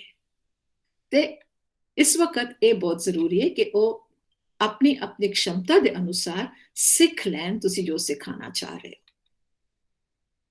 ਅੱਛਾ, ਇਹ ਤੁਸੀਂ ਕੀ ਕਰ ਸਕਦੇ ਆ ਕਿ ਕਹਾਣੀ ਨੂੰ ਕਵਿਤਾਬੱਧ ਕਰੋ, ਇਹਦਾ ਰੈਪ ਬਣਾਓ ਔਰ ਰੈਪ ਨੂੰ ਸੰਗੀਤਬੱਧ ਕਰੋ। ਸੰਗੀਤ ਸੁਣੋ, ਬਣਾਓ ਤੇ ਗਾਓ। ਠੀਕ ਹੈ, ਇਹੋ ਜਿਹੇ ਕੰਮ ਅਸੀਂ ਇਹਨਾਂ ਬੱਚਿਆਂ ਨੂੰ ਦੇ ਸਕਦੇ ਹਾਂ। ਫਿਰ ਆਇਆ ਜੀ ਇੰਟਰਪਰਸਨਲ। ਇਹ ਜਿਹੜੇ ਟੀਮ ਵਰਕਰ ਹੁੰਦੇ ਨੇ, ਇਹਨਾਂ ਦੇ ਬੜੇ ਮਿੱਤਰ ਹੁੰਦੇ ਨੇ, ਬੜੇ ਦੋਸਤ ਹੁੰਦੇ ਨੇ, ਮਿਲ ਜੁਲ ਕਰ ਕੰਮ ਕਰਨ ਵਾਲੇ ਹੁੰਦੇ ਨੇ। ਇਹਨਾਂ ਨੂੰ ਤੁਸੀਂ ਕਹਿ ਸਕਦੇ ਹੋ ਕਿ ਭਾਈ ਤੁਹਾਡਾ ਕੋਈ ਸਾਥੀ ਜਿਹਨੂੰ ਸਮਝ ਨਹੀਂ ਆਇਆ, ਤੁਸੀਂ ਉਹਨਾਂ ਨੂੰ ਪੜ੍ਹਾਓ ਤੇ ਇਹ ਬੜੀ ਖੁਸ਼ੀ ਨਾਲ ਉਹਨੂੰ ਪੜ੍ਹਾਉਣਗੇ, ਉਹਦੀ ਮਦਦ ਕਰਨਗੇ। ਤੁਸੀਂ ਕੋਈ ਟੀਮ ਵਰਕ ਦਿਓਗੇ, ਉਹਦੇ 'ਚ ਕਰਨਗੇ। ਤੁਸੀਂ ਇਹਨਾਂ ਉੱਤੇ ਜ਼ਿੰਮੇਵਾਰੀ ਸੌਂਪ ਸਕਦੇ ਹੋ ਕਿ ਤੁਸੀਂ ਇਹ ਕੰਮ ਇਸ ਗਰੁੱਪ ਨੇ ਕਰਨਾ ਹੈ ਤੇ ਇਹ ਟੀਮ ਵਰਕਰ ਹੋਣਗੇ, ਇਹ ਟੀਮ ਲੀਡਰ ਬਣ ਜਾਣਗੇ, ਸਾਰਿਆਂ ਤੋਂ ਕੰਮ ਕਰਾ ਲੈਣਗੇ ਔਰ ਆਪ ਵੀ ਕਰਨਗੇ। ਔਰ ਇਹਨਾਂ ਨੂੰ ਸਮਝ ਆਏਗਾ ਕਿ ਇਹ ਕੰਮ ਕਰਾਣਾ ਹੈ। ਤੁਸੀਂ ਹੁਣ ਕਹਿ ਦਿਓ ਕਿ ਤੁਸੀਂ ਸਮਝ ਲਓ ਕਿ ਇਸ ਕਹਾਣੀ ਦਾ ਇਹ ਕੰਮ ਤੁਸੀਂ ਕਰਨਾ ਹੈ ਤੇ ਉਹ ਕਰ ਲੈਣਗੇ। ਇਹਦਾ ਨਾਟਕ ਬਣਾਉਣਾ, ਜੋ ਕਰਨਾ ਹੈ, ਨਾਟਕ ਕਰਨਾ, ਤਿਆਰ ਕਰਨਾ ਹੈ, ਜੋ ਵੀ ਕਰਨਾ ਹੈ, ਪ੍ਰੌਪਸ ਬਣਾਉਣੇ ਨੇ, ਤੁਸੀਂ ਤੁਹਾਡੀ ਟੀਮ ਵਿੱਚ ਹਰ ਤਰ੍ਹਾਂ ਦਾ ਬੰਦਾ ਹੈ, ਤੁਸੀਂ ਉਹਦੇ ਕੋਲੋਂ ਕੰਮ ਕਰਾ ਲਓ ਔਰ ਇਹ ਕੰਮ ਕਰਾ ਲੈਣਗੇ ਹਰ ਇੱਕ ਕੋਲੋਂ। ਹਾਂ, ਪਰ ਇਸ ਕਹਾਣੀ ਦਾ ਕੀ ਕਰੀਏ? ਅੱਛਾ, ਇਹ ਟੀਮ ਵਰਕ ਕਰਨਗੇ। ਜਾਨਵਰਾਂ ਦਾ ਮਿਲ ਜੁਲ ਕੇ ਰਹਿਣਾ ਨਾਟਕ ਬਣਾਓ ਇਸਦਾ। ਠੀਕ ਹੈ, ਇਸਦਾ ਨਾਟਕ ਤਿਆਰ ਕਰੋ ਕਿ ਜਾਨਵਰਾਂ ਦਾ ਮਿਲ ਜੁਲ ਕੇ ਰਹਿਣਾ ਜੰਗਲ ਦੇ ਵਿੱਚ। ਕਿਉਂਕਿ ਤੁਸੀਂ ਦੇਖੋ, ਸ਼ੇਰ ਦੇ ਹੁਕਮ ਦੇ ਅੱਗੇ ਸਾਰੇ ਜਾਨਵਰ ਇਕਜੁੱਟ ਹੋ ਗਏ, ਉਹਨਾਂ ਵਿੱਚ ਇੱਕ ਏਕਤਾ ਆ ਗਈ, ਹੈ ਨਾ, ਕਿ ਭਾਈ ਅਸੀਂ ਕਰਨਾ, ਇਹ ਸਾਨੂੰ ਕਰਨਾ ਪਏਗਾ, ਅਸੀਂ ਕਿਸ ਤਰੀਕੇ ਨਾਲ ਕਰਾਂਗੇ। ਅਗਰ ਉਹਦਾ ਵਿਰੋਧ ਕਰਨਾ, ਕਿਉਂਕਿ ਅਸੀਂ ਕਹਾਣੀ ਨੂੰ ਥੋੜਾ ਅੱਗੇ ਲੈ ਕੇ ਚੱਲਾਂਗੇ ਕਿ ਭਾਈ ਹਰ ਹੁਕਮ, ਗਲਤ ਹੁਕਮ ਤਾਂ ਮੰਨਿਆ ਨਹੀਂ ਜਾ ਸਕਦਾ ਨਾ, ਉਸ ਹੁਕਮ ਦਾ ਵਿਰੋਧ ਵੀ ਕਰ ਸਕਦੇ ਹਾਂ, ਪਰ ਏਕਤਾ ਨਹੀਂ ਹੋਏਗੀ, ਅਸੀਂ ਇਕਜੁੱਟ ਨਹੀਂ ਹੋਵਾਂਗੇ ਤੇ ਅਸੀਂ ਉਹਦਾ ਵਿਰੋਧ ਕਿਸ ਤਰ੍ਹਾਂ ਕਰਾਂਗੇ। ਤੇ ਇਸ ਉੱਤੇ ਤੁਸੀਂ ਇੱਕ ਨਾਟਕ ਤਿਆਰ ਕਰੋ, ਜਿਹਨੂੰ ਅਸੀਂ ਇੰਗਲਿਸ਼ ਕਹਿੰਦੇ ਹਾਂ ਕਿ ਐਕਸਟ੍ਰੈਪੋਲੇਸ਼ਨ ਉਹਦੀ ਹੋ ਜਾਏਗੀ। ਉਸ ਕਹਾਣੀ ਤੋਂ ਤੁਸੀਂ ਅੱਗੇ ਲੈ ਜਾਓਗੇ, ਤੁਸੀਂ ਉਸ ਤੋਂ ਇੱਕ ਨਵੀਂ ਗੱਲ ਕੱਢ ਕੇ ਲਿਆਓਗੇ ਔਰ ਉਸ ਤੁਸੀਂ ਨਾਟਕ ਬਣਾਓਗੇ। ਉਹਨਾਂ ਨੂੰ ਕਹੋ ਜੀ ਰੀਡਿੰਗ ਕਲੱਬ ਬਣਾਓ, ਤੁਸੀਂ ਕਲੱਬ ਬਣਾ ਲਓ ਜਿਹਦੇ ਵਿੱਚ ਤੁਸੀਂ ਜਾਨਵਰਾਂ ਦੇ ਜੋ ਸ਼ੌਕੀਨ ਲੋਕ ਨੇ ਉਹਨਾਂ ਦਾ ਇੱਕ ਕਲੱਬ ਬਣਾ ਲਓ ਕਿ ਉਹ ਦੇਖਣ ਕਿ ਕਿ ਅਸੀਂ ਜਾਨਵਰਾਂ ਨੂੰ ਕਿਸ ਤਰ੍ਹਾਂ ਦੇਖ ਸਕਦੇ ਹਾਂ। ਕਿਉਂਕਿ ਅੱਜ ਕੱਲ੍ਹ ਅਸੀਂ ਦੇਖਦੇ ਹਾਂ ਬੜੇ ਜਾਨਵਰ ਲਾਵਾਰਿਸ ਘੁੰਮ ਰਹੇ ਹੁੰਦੇ ਨੇ, ਉਹਨਾਂ ਨਾਲ ਕਰੂਲਟੀ ਵੀ ਹੋ ਜਾਂਦੀ ਹੈ, ਬੜੇ ਲੋਕ ਕਰੂਰ ਹੋ ਜਾਂਦੇ ਨੇ ਉਹਨਾਂ ਨਾਲ। ਤੇ ਇਹੋ ਜਿਹੇ ਬੰਦਿਆਂ ਨੂੰ, ਬੱਚਿਆਂ ਨੂੰ ਅਸੀਂ ਇਸ ਕੰਮ ਤੇ ਲਗਾ ਸਕਦੇ ਹਾਂ, ਹੈ ਨਾ। ਇੱਕ ਸੁਸਾਇਟੀ ਹੈ ਨਾ, prevention of cruelty against animals, ਉਹਦੇ ਵਿੱਚ ਉਹਦੇ ਨਾਲ ਇਹਨਾਂ ਬੱਚਿਆਂ ਨੂੰ ਕੰਮ ਕਰਾਓ ਤੇ ਇਹ ਬੱਚੇ ਬਹੁਤ ਅੱਛੀ ਤਰੀਕੇ ਦੇ ਨਾਲ ਐਸੇ ਕੰਮ ਕਰਨਗੇ ਕਿ ਔਰ ਫਿਰ ਤੁਸੀਂ ਇਹ ਦੇਖੋ ਨਾ ਕਿ ਜੰਗਲੀ ਜਾਨਵਰ ਵੀ ਸਾਡੇ ਲੋਕਾਂ ਵਾਸਤੇ ਕਿੰਨੇ ਜ਼ਰੂਰੀ ਨੇ, ਮਨੁੱਖ ਦੇ ਵਾਸਤੇ, ਕਿਉਂਕਿ ਹਰ ਜੀਵ, ਹਰ ਪ੍ਰਾਣੀ ਦਾ ਇੱਕ ਸਥਾਨ ਹੈ ਹਰ ਸਾਡੇ ਜੀਵਨ ਵਿੱਚ। ਕਿੰਨੇ ਵੀ ਉਹ ਜੰਗਲੀ ਹੋਣ ਜਾਂ ਕੁਝ ਹੋਣ, ਉਹਨਾਂ ਦਾ ਆਪਣਾ ਇੱਕ ਸਥਾਨ ਹੈ, ਕੁਝ ਕਾਰਨ ਹੈ ਉਹਨਾਂ ਦੇ ਹੋਣ ਦਾ। ਤੇ ਇਹੋ ਜਿਹੇ ਬੱਚੇ, ਉਹਨਾਂ ਨੂੰ ਬੋਲੋ ਕਿ ਤੁਸੀਂ ਇਸ ਤਰ੍ਹਾਂ ਦਾ ਕੰਮ ਦੇਖੋ ਜਾ ਕੇ, ਇੱਕ ਤਾਂ ਪ੍ਰਕਿਰਤੀ ਵਾਲੇ ਕਰਨਗੇ, ਦੂਜੇ ਇੰਟਰਪਰਸਨਲ ਵਾਲੇ ਕਰਨਗੇ ਕਲੱਬ ਵਗੈਰਾ ਬਣਾ ਕੇ। ਠੀਕ ਹੈ, ਹੁਣ ਇਹ ਦੇਖੀਏ ਜੀ ਕਹਾਣੀ ਦੇ ਵਿੱਚ ਕੀ ਕਰ ਸਕਦੇ ਨੇ। ਤੇ ਹਾਂ, ਇਹ ਹੋ ਗਿਆ। ਦੂਸਰਾ ਨਸੀ ਆਈਏ ਜੀ ਇੰਟਰਾਪਰਸਨਲ। ਇਹ ਨੇ ਜਿਹੜੇ ਵੱਖਰੇ ਰਹਿੰਦੇ ਨੇ ਆਪਣੇ ਆਪ, ਇਹਨਾਂ ਨੂੰ ਕਿਸੇ ਦੇ ਨਾਲ ਕੋਈ ਮਤਲਬ ਨਹੀਂ ਹੈ, ਇਹ ਆਪਣੇ ਵਿੱਚ ਰਹਿੰਦੇ ਨੇ, ਇਹ ਕਿਸੇ ਦੇ ਨਾਲ ਕੰਮ ਨਹੀਂ ਕਰ ਸਕਦੇ, ਇਹ ਇਕੱਲਿਆਂ ਕੰਮ ਕਰਕੇ ਖੁਸ਼ ਨੇ, ਇਹਨਾਂ ਦੇ ਆਪਣੇ ਅਨੁਭਵ, ਆਪਣੀ ਸੋਚ। ਅੱਛਾ, ਇਹੋ ਜਿਹੇ ਬੱਚੇ ਆਰਟੀਕਲ ਬੜਾ ਅੱਛਾ ਲਿਖਣਗੇ। ਤੁਸੀਂ ਕੁਝ ਕੰਮ ਤੁਹਾਡਾ ਹੋਇਆ, ਤੁਸੀਂ ਕਹੋ ਜੀ ਸਕੂਲ ਮੈਗਜ਼ੀਨ ਵਾਸਤੇ ਦੀ ਰਿਪੋਰਟ ਲਿਖ ਦਿਓ, ਇਹਦਾ ਤੁਸੀਂ ਆਰਟੀਕਲ ਲਿਖ ਦਿਓ, अपनी डायरी लिखो। ਅਸੀਂ ਕਈ ਵਾਰੀ ਕਲਾਸ ਵਿੱਚ ਨੇ ਇੱਕ ਟੌਪਿਕ ਦੇ ਦਿੰਦੇ ਆ ਨਾ ਕਿ ਰੁਪਏ ਦੀ ਆਤਮ ਕਥਾ ਲਿਖੋ, ਜਾਂ ਤੁਸੀਂ ਇੱਕ ਡੌਗ ਦੀ ਆਤਮ ਕਥਾ ਲਿਖੋ। ਤੇ ਇਹੋ ਜਿਹੇ ਲੇਖਨ ਇਹ ਬੱਚੇ ਬਹੁਤ ਅੱਛੇ ਕਰ ਲੈਣਗੇ, ਕਿਉਂਕਿ ਆਪਣੇ ਆਪ ਹੀ ਇਹਨਾਂ ਨੇ ਵਿਚਾਰ ਕਰਨਾ, ਆਪਣੇ ਆਪ ਹੀ ਸੋਚਣਾ ਔਰ ਆਪਣੇ ਆਪ ਹੀ ਲਿਖ ਦੇਣਾ। ਇਹਨਾਂ ਨੂੰ ਕਿਸੇ ਨਾਲ ਕੋਈ ਮਤਲਬ ਨਹੀਂ ਹੈ। ਪਰ ਐਸੇ ਬੱਚਿਆਂ ਦਾ ਯੂਜ਼ ਹੋਰ ਤਰੀਕੇ ਨਾਲ ਹੁੰਦਾ, ਐਸੇ ਬੱਚੇ ਹੋਰ ਤਰੀਕੇ ਨਾਲ ਸਿੱਖਦੇ ਨੇ। ਇਹਨਾਂ ਨੂੰ ਐਸੇ ਕੰਮ ਦਿਓ ਜਿਹੜੇ ਇਹ ਆਪਣੇ ਆਪ ਕਰ ਸਕਣ, ਠੀਕ ਹੈ। ਅੱਛਾ, ਹੁਣ ਇਹ ਸ਼ੇਰ ਵਾਲੀ ਕਹਾਣੀ ਤੇ ਕੀ ਕਰੀਏ ਆਪਾਂ? ਅੰਤਰਮੁਖੀ ਬੱਚਿਆਂ ਨੂੰ ਸ਼ੇਰ ਦੀ ਜਗ੍ਹਾ ਤੁਸੀਂ ਕੀ ਕਰਦੇ? ਯੂ ਨੋ, ਇਹ ਤੇ ਹਰ ਬੱਚੇ ਨੂੰ ਤੁਸੀਂ ਇਹ ਤੇ ਕੋਈ ਗਰੁੱਪ ਵਾਲਾ ਕੰਮ ਨਹੀਂ ਹੈ, ਇਹ ਤੇ ਕੱਲਿਆ ਰਹਿ ਕੇ ਕੰਮ ਕਰਨ ਵਾਲਾ ਹੈ। ਤੇ ਜਾਨਵਰ ਏਕਤਾ ਇਸ ਵਿਸ਼ੇ ਤੇ ਸਕੂਲ ਮੈਗਜ਼ੀਨ ਲਈ ਲਿਖੋ। ਹਾਂ, ਜਾਨਵਰਾਂ ਨੂੰ ਬਚਾਣਾ ਹੈ, ਜੰਗਲੀ ਜਾਨਵਰਾਂ ਨੂੰ ਬਚਾਣਾ ਹੈ, ਕਿਉਂਕਿ ਬਹੁਤ ਜਾਨਵਰ ਖਤਰੇ ਵਿੱਚ ਨੇ।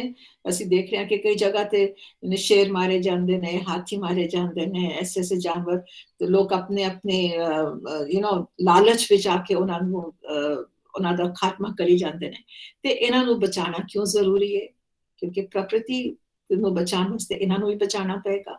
ਇਸ ਕਰਕੇ ਇਹਨਾਂ ਨੂੰ ਕਹੋ ਕਿ ਤੁਸੀਂ ਇਸ ਵਿਸ਼ੇ ਤੇ ਤੁਸੀਂ ਲਿਖੋ। ਉਹ ਆਪਣੇ ਆਪ ਰਿਸਰਚ ਕਰ ਲੈਣਗੇ, ਆਪਣੇ ਆਪ ਲਿਖ ਲੈਣਗੇ, ਔਰ ਅਬ ਜਦ ਇਹ ਇਸ ਕੰਮ ਵਿੱਚ ਲੱਗ ਜਾਣਗੇ ਇਹ ਪੂਰੀ ਕਹਾਣੀ ਸਮਝ ਜਾਣਗੇ। ਔਰ ਤੁਸੀਂ ਕਿਹਾ ਸ਼ੇਰ ਦੀ ਜਗ੍ਹਾ ਤੁਸੀਂ ਕੀ ਕਰਦੇ? ਅੱਛਾ, ਠੀਕ ਹੈ। ਔਰ ਜੇ ਖਰਗੋਸ਼ ਦੀ ਜਗ੍ਹਾ ਜੇ ਕਛੂਆ ਕਿਆ ਹੁੰਦਾ, ਉਹਨੇ ਕੀ ਕੀਤਾ ਹੁੰਦਾ? ਸੋਚੋ ਜ਼ਰਾ, ਹੈ ਨਾ। ਅਸੀਂ ਉਹ ਕਹਾਣੀ ਵੀ ਤਾਂ ਹੈ ਨਾ, ਮੈਂ ਤੁਹਾਨੂੰ 3 ਤਸਵੀਰਾਂ ਹੋਰ ਦਿੱਤੀਆਂ ਨੇ ਸ਼ੁਰੂ ਵਿੱਚ ਕਿ ਮਿਡਲ ਸਕੂਲ ਤੱਕ ਤੁਸੀਂ ਉਹ ਲੈ ਜਾਓ, ਤੇ ਤੁਸੀਂ ਮਿਡਲ ਸਕੂਲ ਵਿੱਚ ਲੈ ਕੇ ਜਾਣਾ ਤੇ ਉਸ ਕਹਾਣੀ ਨੂੰ ਨਾਲ ਲਿਆ ਉਹਦੇ ਵਿੱਚ, ਕਿ ਨਾਲ ਕਛੂਆ ਵੀ ਸੀ। ਉਹਨੇ ਕਿਹਾ ਮੈਂ ਤੇ ਉਸ ਨੂੰ ਮਾਰਨ ਦੀ ਕੀ ਜ਼ਰੂਰਤ ਸੀ, ਮੈਂ ਤੇ ਹੋਰ ਕੁਝ ਕਰਦਾ। ਫਿਰ ਤੂੰ ਕੀ ਕਰਦਾ ਬਈ ਦੱਸ? ਤੇ ਉਹ ਆਪਣੇ ਤੁਸੀਂ ਉਹ ਲਿਖੋ ਕਿ ਅਗਰ ਮੈਂ ਹੁੰਦਾ, ਕਛੂਆ ਬਣ ਕੇ ਲਿਖੋ ਕਿ ਮੈਂ ਹੁੰਦਾ ਤੇ ਮੈਂ ਕੀ ਕਰਦਾ। ਤੇ ਇਸ ਤਰ੍ਹਾਂ ਉਹ ਤੁਸੀਂ ਇਸ ਕਹਾਣੀ ਨੂੰ ਲੈ ਸਕਦੇ ਹੋ। ਹੁਣ ਪ੍ਰਕਿਰਤੀਵਾਦੀ, ਇਹਨਾਂ ਨੂੰ ਬਹੁਤ ਇੰਟਰਸਟ ਹੈ ਕਿ ਬਾਹਰ ਕੀ ਹੋ ਰਿਹਾ, ਨੇਚਰ ਵਿੱਚ ਕੀ ਹੋ ਰਿਹਾ ਹੈ, ਔਰ ਇਹਨਾਂ ਦੀ ਦਿਲਚਸਪੀ ਸਾਰੀ ਪ੍ਰਕਿਰਤੀ ਵਿੱਚ ਹੁੰਦੀ ਹੈ। ਤੇ ਇਹਨਾਂ ਨੂੰ ਤੁਸੀਂ ਕੰਮ ਦੇ ਸਕਦੇ ਹੋ ਕਿ ਜਾਨਵਰ ਮਨੁੱਖ ਵਾਸਤੇ ਕਿੰਨੇ ਜ਼ਰੂਰੀ ਨੇ। ਓਕੇ, ਤੇ ਇਹ ਦੇਖਣਾ ਹੈ ਕਿ ਇਹ ਸਾਡੇ ਵਾਸਤੇ ਕਿੰਨੇ ਜ਼ਰੂਰੀ ਨੇ, ਤੇ ਇਸ ਦੇ ਬਾਰੇ ਚ ਉਹ ਲਿਖ ਸਕਦੇ ਨੇ, ਇਹਦੇ ਬਾਰੇ ਚ ਰਿਸਰਚ ਕਰ ਸਕਦੇ ਨੇ। ਅੱਛਾ, ਹੁਣ ਮੈਂ ਪਹਿਲੇ ਉਹ ਸਵਾਲ ਲਵਾਂ ਜਿਹੜਾ ਤੁਸੀਂ ਕਿਹਾ ਕਿ ਇਹ ਅਸੀਂ ਆਈਡੈਂਟੀਫਾਈ ਕਿਸ ਤਰ੍ਹਾਂ ਕਰੀਏ, ਕਿ ਅਸੀਂ 8 ਅਲੱਗ-ਅਲੱਗ ਕਰੀਏ ਸਵਾਲ, ਕਿਸ ਤਰ੍ਹਾਂ ਕਰੀਏ, ਆਬਜ਼ਰਵ ਕਿਸ ਤਰ੍ਹਾਂ ਕਰੀਏ। ਇਹ ਸਵਾਲ ਸੀ ਨਾ ਬਬਲੀ ਜੀ ਤੁਹਾਡਾ? ਬਬਲੀ ਮੈਮ ਹਰਪ੍ਰੀਤ ਜੀ। ਮੈਮ ਹਾਂ, ਤੁਸੀਂ ਇਹ ਕਿਹਾ ਸੀ ਨਾ ਕਿ ਉਹ ਬਈ ਕਿਸ ਤਰ੍ਹਾਂ ਉਹਨਾਂ ਨੂੰ ਆਈਡੈਂਟੀਫਾਈ ਕਰਾਂਗੇ, ਆਬਜ਼ਰਵ ਕਿਸ ਤਰ੍ਹਾਂ ਕਰਾਂਗੇ। ਜੀ ਮੈਮ, ਦੇਖੋ ਜੀ, ਪਹਿਲੇ ਤੇ ਜਿਸ ਤੁਸੀਂ ਪ੍ਰੀ ਪ੍ਰਾਇਮਰੀ ਜਦ ਬੱਚਾ ਆਂਦਾ ਹੈ ਉਸ ਵਕਤ ਤੁਸੀਂ ਉਹਨੂੰ ਕੋਈ ਟੈਸਟ ਨਹੀਂ ਦਿੰਦੇ ਹੋ, ਤੁਸੀਂ ਉਹਨੂੰ ਫ੍ਰੀ ਛੱਡਦੇ ਹੋ, ਉਹਨੂੰ ਆਬਜ਼ਰਵ ਕਰੋ ਕੀ ਕਰ ਰਿਹਾ ਹੈ ਨਾ। ਉਹ ਤਾਂ ਤੁਹਾਨੂੰ ਪਤਾ ਲੱਗ ਜਾਏਗਾ, ਜੇ ਵੱਖਰਾ ਬੈਠ ਕੇ ਕੁਝ ਕਰ ਰਿਹਾ ਹੈ ਜਾਂ ਜਿਹੜਾ ਕੋਈ ਡਰਾਇੰਗ ਵਿੱਚ ਲੱਗਿਆ ਹੈ, ਤੁਹਾਨੂੰ ਸਮਝ ਆ ਜਾਏਗਾ ਕਿ ਇਹ ਬੱਚੇ ਦੀ ਥੋੜੀ ਝੁਕਾਵ ਹੈ ਇਸ ਗੱਲ ਦੀ ਤਰਫ ਹੈ। ਪਹਿਲੇ ਤੇ ਉਹ ਹੋਏਗਾ। ਦੂਸਰਾ, ਜਦ ਤੁਸੀਂ ਕਿਸੇ ਟੈਕਸਟ ਤੇ ਆਪਣਾ ਬਣਾਉਂਦੇ ਹੋ ਸਵਾਲ, ਕੁਐਸਚਨਸ ਬਣਾਉਂਦੇ ਹੋ, ਤੁਸੀਂ ਹਰ ਤਰ੍ਹਾਂ ਦੇ ਸਵਾਲ ਪਾਓਗੇ, ਹਰ ਤਰ੍ਹਾਂ ਦਾ ਕੰਮ ਦਿਓਗੇ। ਹਰ ਬੱਚਾ ਆਪਣੇ ਹਿਸਾਬ ਦਾ ਸਵਾਲ ਲੈ ਕੇ ਉਸਨੂੰ ਵਧੀਆ ਕਰੇਗਾ, ਸਮਝਿਓ। ਹਰ ਤਰ੍ਹਾਂ ਦੇ ਬੱਚੇ ਇਨਵੋਲਵ ਹੋ ਜਾਣਗੇ ਉਹਦੇ ਵਿੱਚ, ਤੇ ਉਹ ਤੁਹਾਨੂੰ ਦੱਸੇਗਾ ਕਿ ਇਸਨੇ ਇਹ ਸਵਾਲ ਅੱਛਾ ਕੀਤਾ, ਇਹਦੇ ਚ ਉਹਨੇ ਬਹੁਤ ਅੱਛਾ ਨਹੀਂ ਕੀਤਾ, ਇਹ ਵਾਲਾ ਅੱਛਾ ਕੀਤਾ। ਮਤਲਬ ਉਸਦੀ ਜਿਹੜਾ ਝੁਕਾਵ ਹੈ ਉਹ ਇਸ ਗੱਲ ਦੀ ਤਰਫ ਹੈ। ਹੌਲੇ ਹੌਲੇ ਹੋਏਗਾ, ਇਹ ਕੰਮ ਇੱਕ ਦਿਨ ਵਿੱਚ ਹੋਣ ਵਾਲਾ ਨਹੀਂ ਹੈ, ਇਹ ਹੌਲੇ ਹੌਲੇ ਹੋਏਗਾ। ਤੁਹਾਨੂੰ ਆਬਜ਼ਰਵ, ਜਦ ਮੈਂ ਕਹਿ ਰਹੀ ਹਾਂ ਆਬਜ਼ਰਵ ਤੇ ਆਬਜ਼ਰਵੇਸ਼ਨ ਇੱਕ ਦਿਨ ਦੀ ਨਹੀਂ ਹੁੰਦੀ ਹੈ, ਇਹ ਕੰਟੀਨਿਊਸ ਹੁੰਦੀ ਹੈ, ਲਗਾਤਾਰ ਹੁੰਦੀ ਹੈ। ਤਾਂ ਹੀ ਤੇ ਮੈਂ ਕਿਹਾ ਉਹ ਜਿਹੜੀ ਪ੍ਰੋਫਾਈਲ ਸ਼ੁਰੂ ਹੋਏਗੀ ਉਹਨਾਂ ਦੀ, ਜਿਹੜਾ ਪੋਰਟਫੋਲੀਓ ਸ਼ੁਰੂ ਹੋਏਗਾ ਪ੍ਰੀ ਪ੍ਰਾਇਮਰੀ ਵਿੱਚ, ਉਹ 12ਵੀਂ ਤੱਕ ਉਹਨਾਂ ਦੇ ਨਾਲ ਜਾਏਗਾ।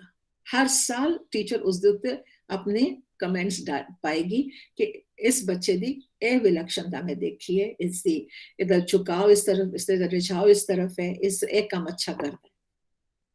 ਤੇ ਇਸ ਤਰ੍ਹਾਂ ਤੁਸੀਂ ਉਹਨੂੰ ਆਬਜ਼ਰਵ ਕਰੋਗੇ, ਉਸਦੇ ਉਸ ਚੀਜ਼ ਨੂੰ बढ़ावा ਦਿਓਗੇ, ਤੁਹਾਨੂੰ ਸਮਝ ਆ ਜਾਏਗੀ ਕਿ ਬੱਚਾ ਸਿੱਖ ਤਾਂ ਰਿਹਾ, ਪਰ ਉਹ ਹਰ ਬੱਚਾ ਇੱਕ ਤਰੀਕੇ ਨਾਲ ਨਹੀਂ ਸਿੱਖ ਰਿਹਾ, ਪਰ ਆਪਣੇ ਤਰੀਕੇ ਨਾਲ ਹਰ ਬੱਚਾ ਸਿੱਖ ਰਿਹਾ, ਕਿਉਂਕਿ ਤੁਹਾਡੇ ਸਵਾਲ ਉਹੀ ਸਵਾਲ ਤੁਸੀਂ ਅਲੱਗ-ਅਲੱਗ ਤਰੀਕੇ ਨਾਲ ਪਾਓਗੇ, ਉਹੀ ਸਵਾਲ ਅਲੱਗ-ਅਲੱਗ ਤਰੀਕੇ ਨਾਲ ਬਣਾਓਗੇ ਤੁਸੀਂ ਕਿ ਭਾਈ ਇਹ ਕੰਮ ਕਰੋ। ਹੁਣ ਇਹਦੀ ਕਲਾਸ ਨੀਤੀ ਜਿਹੜੀ ਮੈਂ ਬਣਾਈ ਹੈ ਕਿ अच्छा दूसरा कि हर बच्चा एक ही बुद्धि कौशल रखता है, नहीं, सब ਉਹਦੇ ਚ अलग-अलग ਚੀਜ਼ਾਂ ਸਿੱਖਣ ਦੀ ਹੁੰਦੀ ਹੈ, ਪਰ हर चीज बड़ी एवरेज सीख सकता है, एवरेज तो घट भी हो सकता है, पर एक ਉਹਦਾ बुद्धि कौशल ਹੋਏਗਾ ਜਿਹੜਾ ਜ਼ਿਆਦਾ ਵਿਕਸਿਤ ਹੋਏਗਾ, ਜਿਸ ਦੇ ਨਾਲ ਉਹ ਜ਼ਿਆਦਾ ਅੱਛਾ ਸਿੱਖ ਸਕਦਾ ਹੈ। ਅਸੀਂ ਉਸ ਨੂੰ ਆਈਡੈਂਟੀਫਾਈ ਕਰਨਾ ਹੈ। ਅੱਛਾ, ਕਲਾਸ ਨੀਤੀ ਇਹ ਹੈ ਕਿ ਤੁਸੀਂ ਗਰੁੱਪ ਬਣਾਓਗੇ ਔਰ ਇੱਕ ਗਰੁੱਪ ਦੇ ਵਿੱਚ ਹਰ ਤਰ੍ਹਾਂ ਦਾ ਬੱਚਾ ਹੋਏਗਾ। ਤੁਹਾਡੀ ਆਬਜ਼ਰਵੇਸ਼ਨ ਤੁਸੀਂ ਦੇਖ ਚੁੱਕੇ ਹੋ ਕਿ ਭਾਈ ਇੱਕ ਲੌਜੀਕਲ ਮੈਥਮੈਟਿਕਲ ਵਾਲਾ ਹੋਏਗਾ, ਇੱਕ ਲਿੰਗੁਇਸਟ ਹੋਏਗਾ, ਇੱਕ ਬੋਡੀ ਸਮਾਰਟ ਹੋਏਗਾ, ਇੱਕ ਮਿਊਜ਼ੀਕਲ ਹੋਏਗਾ। ਇਹ ਤੁਸੀਂ ਹਰ ਤਰ੍ਹਾਂ ਦਾ ਬੱਚੇ ਦਾ ਗਰੁੱਪ ਬਣਾਓਗੇ, ਓਕੇ। ਕਿਉਂਕਿ ਮੈਂ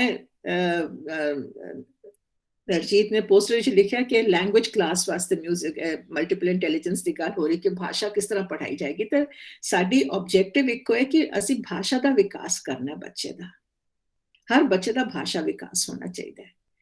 ਤੇ ਉਹਨਾਂ ਨੂੰ ਕਹਿਣਾ ਕਿ ਭਾਈ ਇਹ ਕੰਮ ਨੇ, ਮੈਂ ਇਹ ਕੰਮ ਦਿੱਤਾ ਹੈ ਔਰ ਤੁਸੀਂ ਹਰ ਕੰਮ ਨੂੰ ਮਿਲ ਜੁਲ ਕੇ ਕਰਨਾ ਹੈ, ਕਿ ਤੁਸੀਂ ਇਹਦੇ ਚ ਤੁਸੀਂ ਆਰਟੀਕਲ ਵੀ ਬਣਾਉਣਾ ਹੈ, ਤੁਸੀਂ ਪੋਸਟਰ ਵੀ ਬਣਾਉਣਾ ਹੈ, ਤੁਸੀਂ ਇਹਦਾ ਪ੍ਰੌਪਸ ਵੀ ਬਣਾਉਣੇ ਨੇ, ਨਾਟਕ ਵੀ ਲਿਖਣਾ ਹੈ, ਇਹਦਾ ਸਾਰਾ ਕੁਝ ਤੁਸੀਂ ਕਰਨਾ ਹੈ। ਇਹਦਾ ਤੁਸੀਂ ਇੱਕ ਡਾਂਸ ਡਰਾਮਾ ਵੀ ਬਣਾ ਦਿਓ ਜਾਂ ਇਹਦੇ ਤੇ ਡਾਂਸ ਕ੍ਰੀਏਟ ਕਰ ਦਿਓ, ਔਰ ਹਰ ਬੱਚਾ ਮਿਲ ਜੁਲ ਕੇ ਕੰਮ ਕਰੇਗਾ, ਹਰ ਇੱਕ ਬੱਚੇ ਦੀ ਕੰਟਰੀਬਿਊਸ਼ਨ ਹੋਏਗੀ ਇਸ ਵਿੱਚ, ਔਰ ਤੁਹਾਡੇ ਹਰ ਬੱਚੇ ਦੇ ਬੌਧਿਕ ਕੌਸ਼ਲ ਦਾ ਤੁਸੀਂ ਦੇਖ ਸਕੋਗੇ ਕਿ ਉਹ ਕਿਸ ਤਰੀਕੇ ਦੇ ਨਾਲ ਉਸਨੂੰ ਯੂਜ਼ ਕਰਦਾ ਹੈ, ਔਰ ਸਾਰੇ ਦੇ ਸਾਰੇ ਇਨਵੋਲਵ ਹੋ ਜਾਣਗੇ।